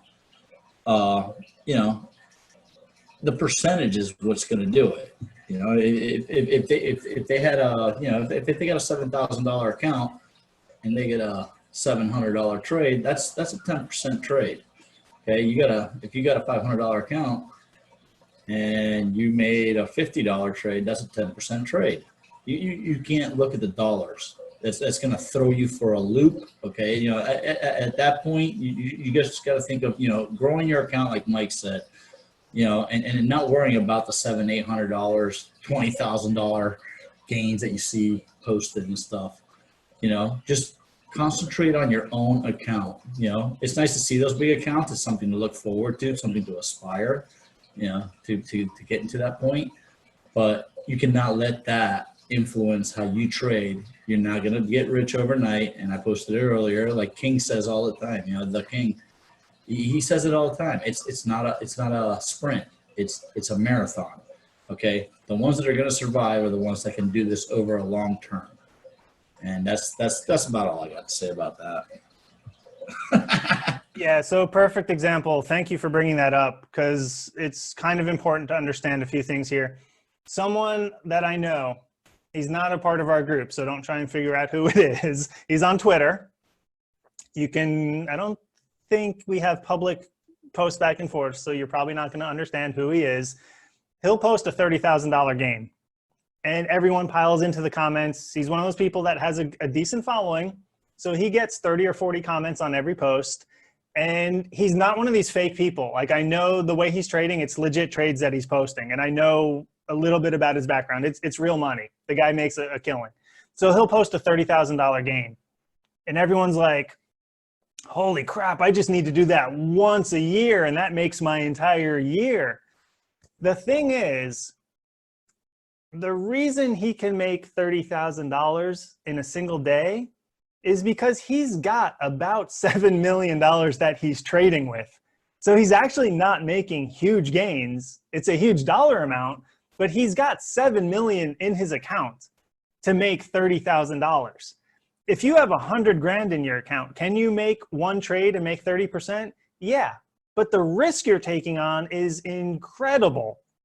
For him to take $7 million of buying power and make $30,000, I mean, dollar amount, it's impressive as shit. I don't make 30 grand in a day. I'd have a heart attack if I made 30 grand in one day. So the dollar amount is impressive as hell, but he's got $7 million of capital to put into the market to make 30 grand. So the trade itself, percentage-wise, it's not super impressive the way he does it. It's impressive what he does and his consistency and the number he puts out there.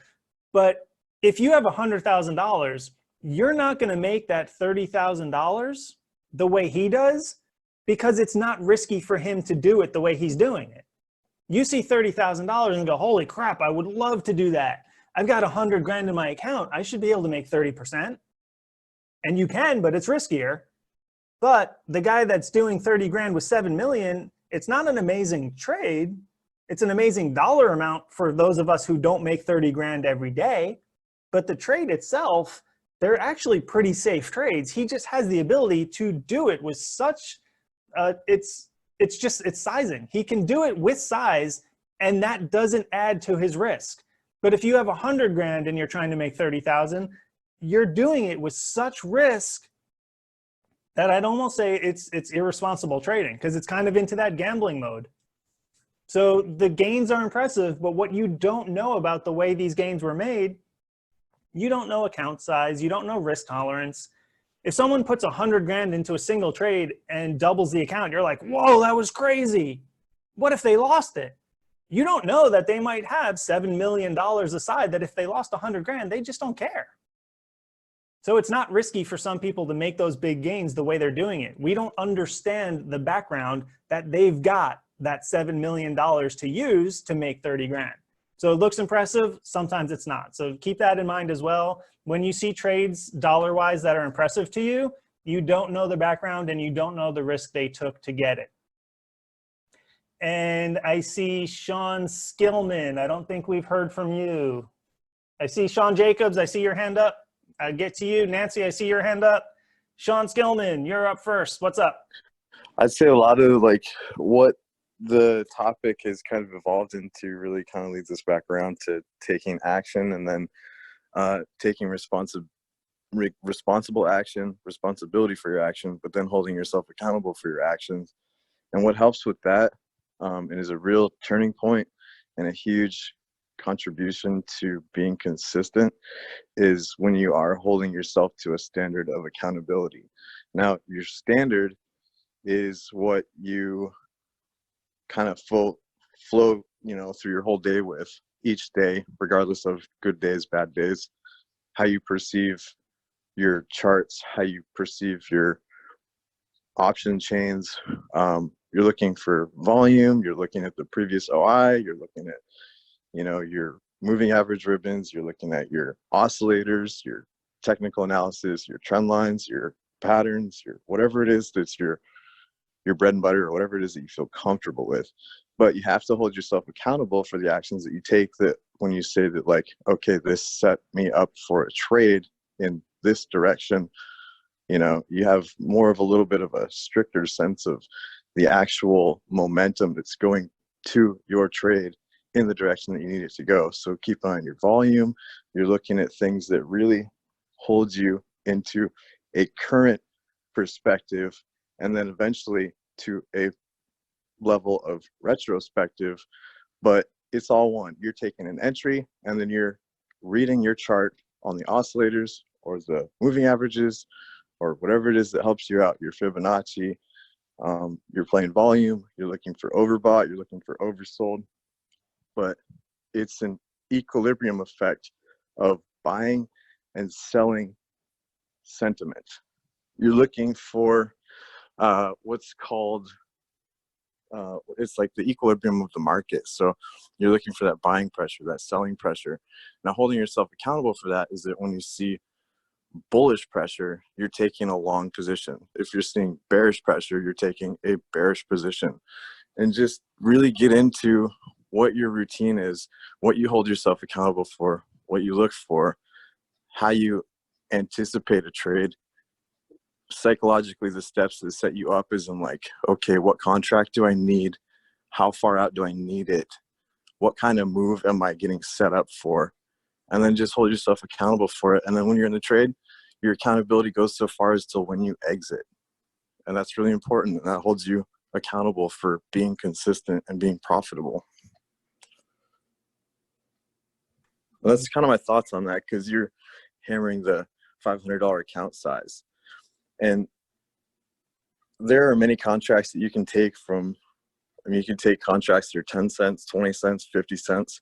You can multiply them 100%, 200%, 300%. It just depends on the type of setup that you're willing to be accountable for. But once you're in the trade, that's your accountability. And you have to have the rules that got you into it to say, this is what, you know, your thesis is leading into it. And if it goes towards your thesis and it's the right direction and it's giving you the volume or the momentum or the sentiment's right there, the market's like rallying with you, there's a lemmings effect going on, that helps you to know like how far you can push it. If the market is going against you, it will probably go against what you're trading. So be very efficient and effective at looking what the overall picture is that helps you to be accountable for your account balance. I think that's really helpful. Just hold yourself accountable, be present, be efficient, keep yourself dialed in, really focus on your entries, and be aware that you have to have an exit, because no trade is forever. So you have to anticipate when you're looking to take your profits, how you're going to get out, and, you know, just be happy with that. Just kind of move from one trade to the next, evolve, develop patterns, develop strict processes, keep yourself in tune with what it is that you're trading. Pay attention to how it's moving. Look for weakness, look for strength.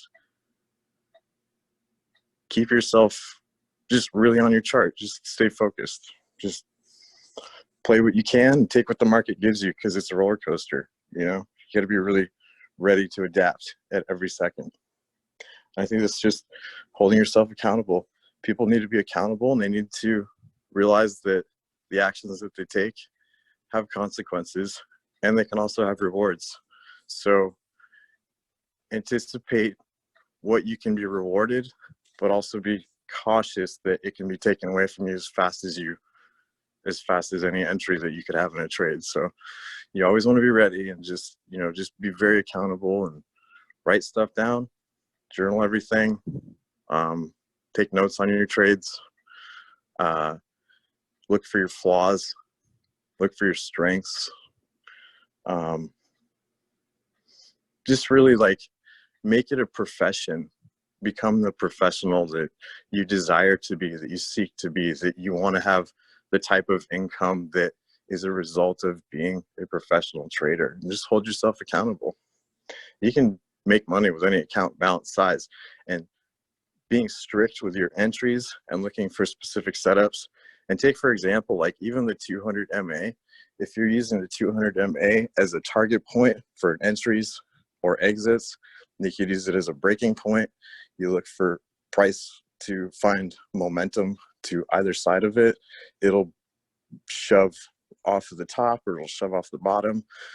Likewise, if you're playing VWAP or you're looking at any type of Fibonacci support, you're looking for strength on top of your support, or you're looking at weakness underneath it. And that's kind of your confirmation to your analysis when you're looking to get into a trade long or you're getting into a trade short, that you're seeing that, okay, well, there's a rejection, or there's a confirmation, or it's building on a confirmation, or it's accelerating because of a rejection, you know, or like there's a reversal, or, you know, you just have to look for little clues. So keeping your eye on the charts all the time when you're in these trades is really important to correlating it to what type of money you're going to be able to make. So it's really helpful. Just hold yourselves accountable. So Sean, I'm going to jump in here and say that is probably one of the most favorite things I've heard all night. So if you guys that stuck around, there was almost 100 of us at one point. There's 30 of us still here. I don't blame the 70 that left because it is late and we've been talking forever. The 30 of us that are still here, you just heard trading gold right there. And I'm going to add one piece of just a little bit of what I've seen in the trading room. There was someone in the room, I think it was either this week or last week. I noticed like 3 or 4 comments in a row that they were like, oh man, the market just screwed me. And it was obviously one of those algo pops that basically reversed everyone's trade. And there was like 4 comments in a row that were like, oh my God, the market just screwed me. The market hates me. Like the world is out to get me. If you take that accountability, you'll become a better trader and a profitable trader. If you sit there and say, the world is against me, the market screwed me, the market hates me, you're never going to be a better trader because you didn't do anything wrong. There was nothing there that you can fix. You didn't do anything wrong. It was the market that screwed you. So when you sit there and say, the market screwed me, what you're doing is finding a reason to explain why something didn't work out for you without accepting the blame. Now, we can't control an algo pop that goes $7 in the direction against our trade. We can't control that. What we can do is manage the trade that we're in when those happen, but the market didn't screw you. The market just did what it did. It's up to us to manage that. If we don't manage that properly, that's us screwing ourselves. Now, again, if you're in a put and something comes out and all of a sudden SPY jumps $4 upwards in a matter of 2 candles, you just can't control that. So did the market screw you there? Nah, I can see why you would make an argument for that, but you chose to push the buy button to open that position. So it's the traders that always say, oh, the market makers are always out to screw us over. Oh, the market maker hunted my stop. Oh, this, oh, that. Those are the traders that are super vocal on social media, and you've just got to block them out because they're amazing traders. They've never done anything wrong. It's outside forces that are preventing them from being profitable. So when you take that accountability and you say, okay, I messed up big here. What happened? Okay, I didn't observe my stop loss. Okay, I said I was going to get out here, but I didn't. Okay, I wanted a big gain, so I took a bigger position. When you take the accountability for that and something goes wrong, you can change what you did wrong. But if you never did anything wrong and it's just the market that's screwing you, you'll never be a better trader because you can't improve. You didn't do anything wrong. The market did it to you. So, Sean, I'm going to say that was probably that and the psychology part from the other Sean at the beginning. I mean, what you just said right there is one of the most favorite things I've heard all night. So thank you very much for jumping on the microphone and sharing that with us. And Nancy F., I see your hand up. What's up, Nancy? You've got the floor.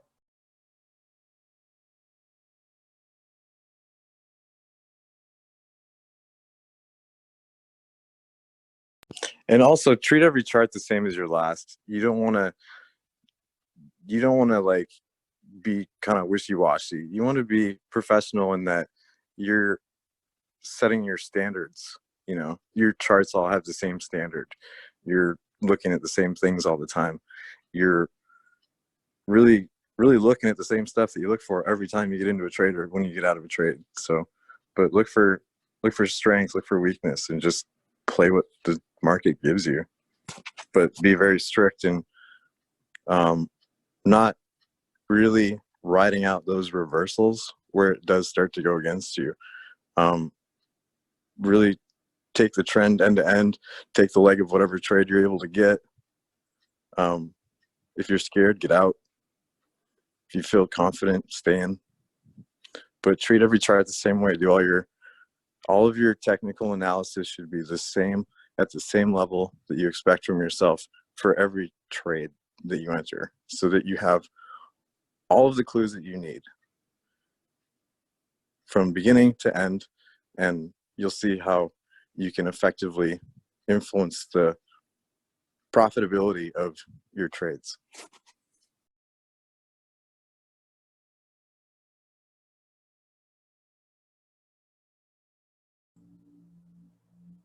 Awesome. 2 more hands are up. So we're going to wrap this up in a little bit. If you have questions or comments and you haven't spoken up yet, please jump on there. We will give you the floor because we want to hear and give everyone a chance to talk. Nancy F. and Sean Jacobs have hands raised. You guys are up. If anyone else wants to jump in here, again, like I said, I could go 7 or 8 hours doing this nonsense because I'm just a junkie for information, and I love hearing other people's kind of thoughts and analysis. But I know you guys don't want to do this for 8 hours. So we are going to wrap this up somewhat soon. If you haven't spoken up, you get priority because we want everyone to feel comfortable and be able to chime in here. If you have a question or comment, jump on voice.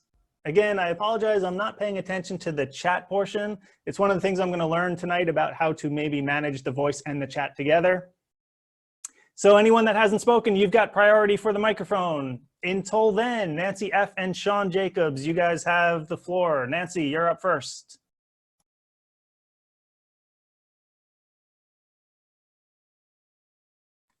Nancy F., I see your microphone is on, but I don't hear anything. So if you're talking, there's something going on with your audio, but your microphone is open. Can you hear us okay? Can you hear me now? There you go. Here you go. What's up? Okay, I actually have to get going, but I didn't want to interrupt you guys because it's some good stuff. But I just wanted to say thank you for taking all this time out of your own personal time to have this meeting, and thank you all you guys for sharing your wisdom. And I'm gonna get going, but good night, and talk to you guys tomorrow. Awesome. Thank you for joining us, and thank you for contributing. It's definitely better when we have multiple minds sharing, so absolutely 100%. Thank you for jumping on here and being a part of this. If you liked it, again, we're going to do it more often. I will send notices out to everyone, but thank you for joining us. Thank you for contributing, and enjoy your night. We will absolutely see you tomorrow for what right now looks to be a bloody Monday. But again, well, hopefully not too bad, but thanks so much, Michael. I'll talk to you tomorrow. You got it. Thank you. And Sean Jacobs, you're up next. What's up, Sean? Hey, real quick question. Again, thanks for all this. It's great. But you said for beginners to stick away from weekly options. Is that just because of theta, or do you have other reasons for that? So there's a few reasons. Theta is the main one.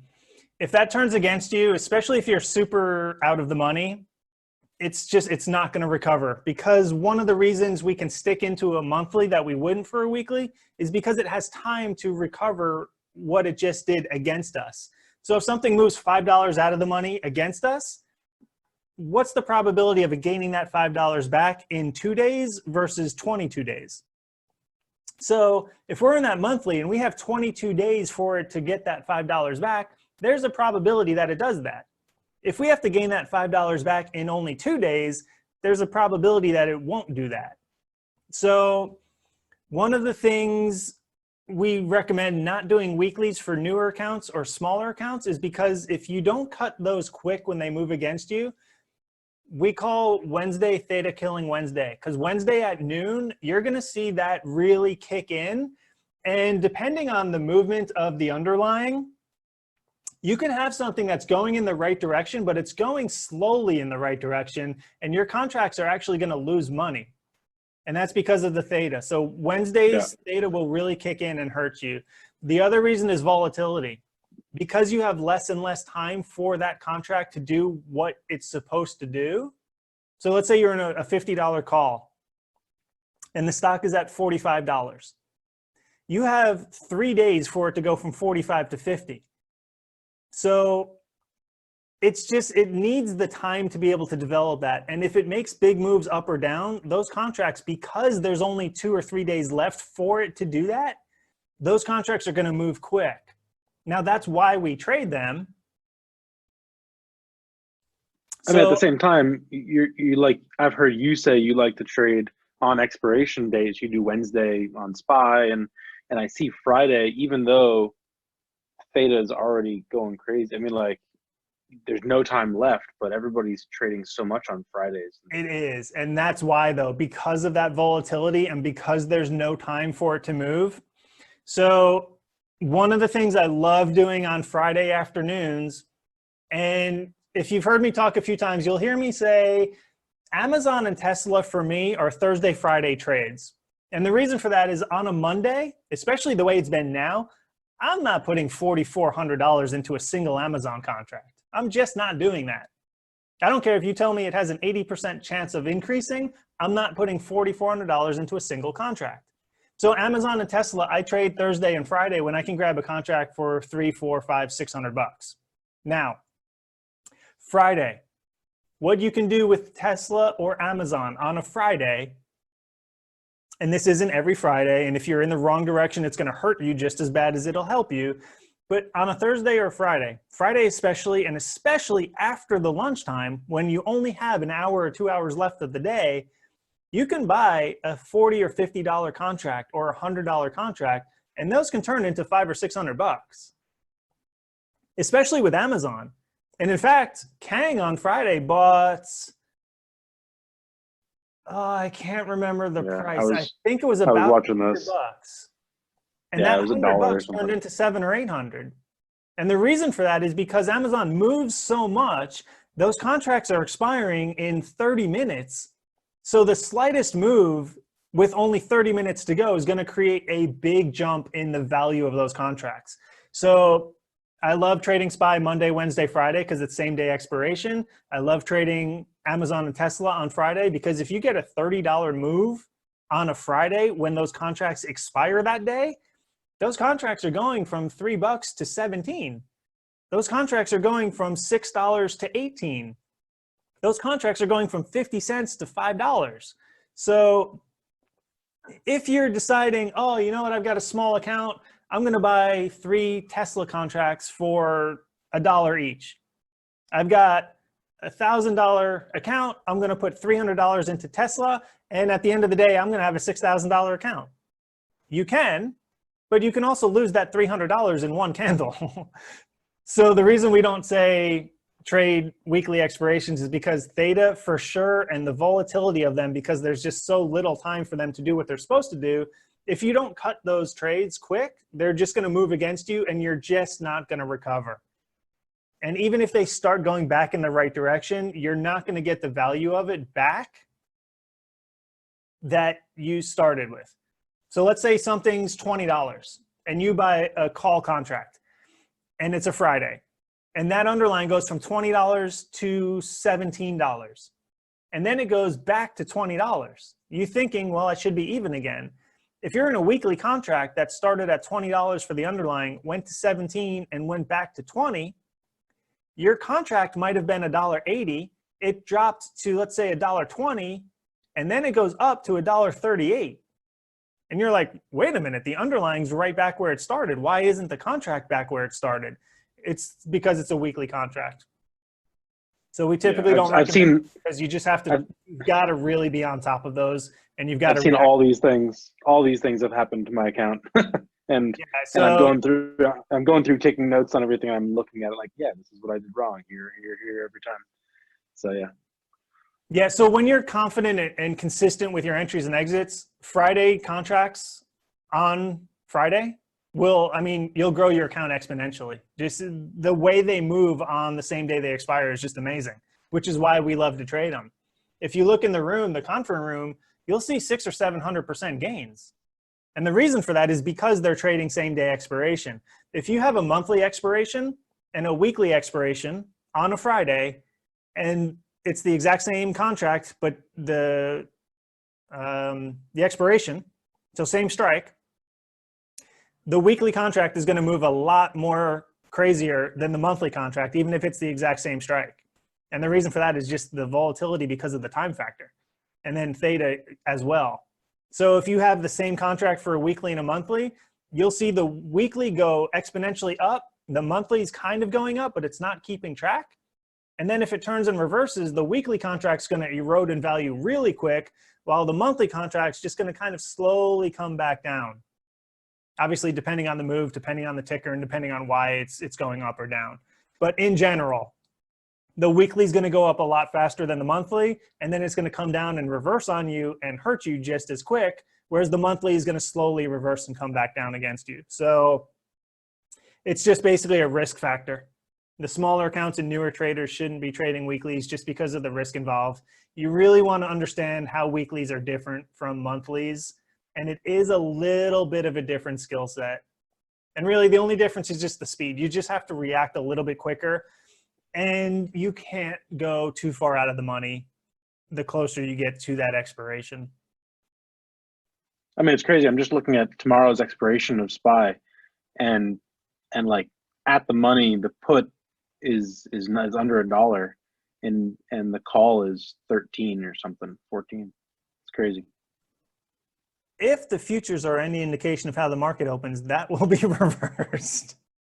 Like I said, I haven't checked in a while, but they were down. They were actually down 1,000 points, and someone said they actually got halted. So if we have a super red day, that $1 put is going to be 13, and that $13 call is going to be 0.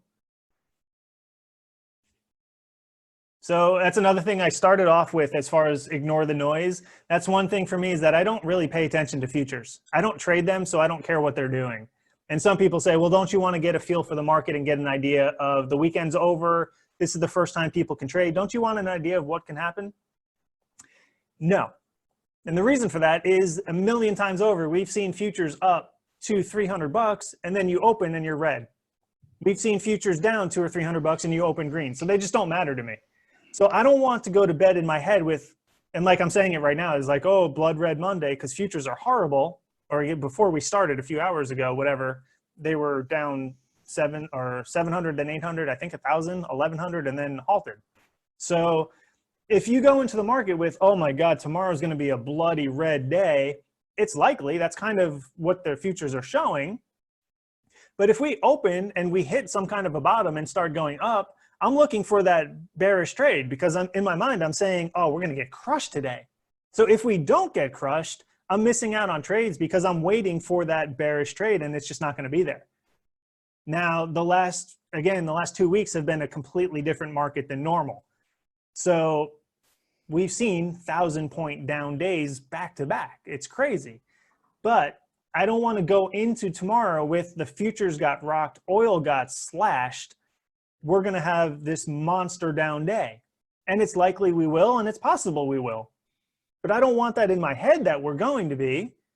So that's where I get into that point of I'm not smart enough to know what the market's going to do, so I just don't form an opinion. So I'll look at futures every now and then when people are like all over social media going, oh my God, futures, futures, futures. Then I'm like, okay, well, what the hell's going on? So I know that they're horrible tonight, but I'm still going to go to bed without the expectations of buy puts at the bell. Because we might bounce at the bell, and then we might plummet after that further. We might bounce at the bell and have a rally. They could announce a cure for the virus and the whole market says, yay, and we go up. The thing is, I don't know any of those scenarios. I don't know. It could be all of them. It could be none of them. I have no idea. So I don't want to go to bed tonight with futures are red. As soon as the bell rings, I'm going to get puts. There might be something I see at the bell that says, okay, yeah, I want puts. But I don't want to go to bed thinking, okay, got to get up, and as soon as that bell rings, I got to get into puts. I just don't want that bias. And I am good enough at ignoring the noise that I can tell you tonight, oh my God, blood red, blood red. But I can basically go into the morning without that in my head. I can see what I see. I had that exact feeling 2 weeks ago, and I played it, and it was a mistake. So I feel you. Yeah, so there you go. That's just one of those things where I mean, it's just a matter of you have a bias and it's going to hurt you over time.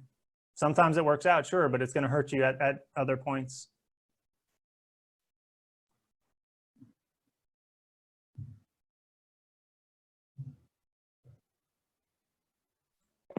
I've got a question about you're talking about buying like these weekly expirations on the same day towards the close, not necessarily the open. Trying to play the theta and how I mean, I guess delta is moving and there's only 30 minutes till the option expires.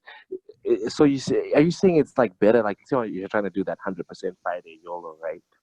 It's better to go in towards like 30 minutes or close as opposed to like earlier during the day, even despite having a bias and so forth. The closer you get to close, the harder it's going to be to trade. So they're going to be much more volatile. So I trade same day expirations all day. The closer we get to closing, the more drastic the moves are going to be up or down. So it's one of those things, the closer you get to closing, you just have to be quicker to the reaction. If you don't respond quick enough, they're going to hurt you that much faster. So I'll trade same day expirations all day. I don't typically do the next week out until Monday of the next week. So I like weekly expirations, but I've learned how to treat them differently than a weekly expiration on a Monday or Tuesday. So if you understand how it's going to be different at the end of the week than it would be at the beginning of the week, they're fine to trade. If you're new or struggling, I don't recommend them, and I don't recommend them especially on a Friday, and especially on a Friday after the lunch break, because that again is even more of a different beast that you just have to understand how to tame it. But those are the ones that are going to give you great moves as well. So it's one of those things where I'm okay trading them, but I also know the risk involved.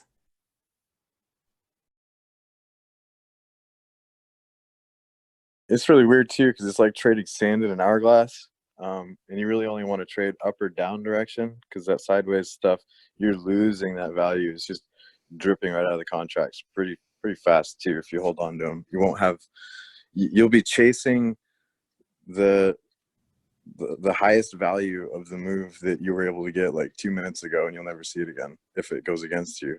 So you have to be really cautious of not holding on to something that's going sideways, and you really want to take those directional moves up or down with some sort of conviction, because if you're getting a contract that's expiring the same day that you're buying it, it's really risky in the first place, and you just have to be aware that it's going to be worth nothing by the end of the day, Yeah, when those move against you, they're going to hurt. So again, when I say it's a different beast and you just have to understand how to trade them differently, that's part of it. It's just if you're not quick enough to capture the move, or you're not quick enough to cut them when they go against you, those weeklies, the further into the week and the closer to the closing bell on Friday, if you're in the wrong direction, they're just going to kill you. They're going to take a $120 contract, and in 6 candles, that's going to be worth $40.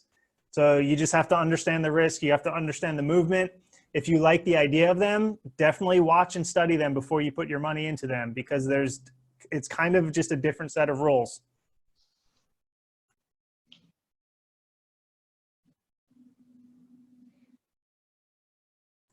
Any other questions or comments? If not, we will wrap this up. If you have questions or comments, now's the time. Jump on in. We will get those answered. At this point, it's been 3.5 hours. So I think it's pretty safe to say we can wrap this up. If you have Thank you questions, for doing this. please, Appreciate it. Yeah, send me comments on Discord, Twitter, Instagram, YouTube, wherever. Send me comments on what you liked about tonight, what you didn't like, how we can improve it. If you think this is something we should do every Sunday night, if you think we should limit it to an hour, anything you have, please send me a message on how we can improve this and how we can make it beneficial to everyone involved. I love the participation. I was a little nervous that some people would join us and not jump on the microphone and be a little hesitant to talk. So I love that you guys got on.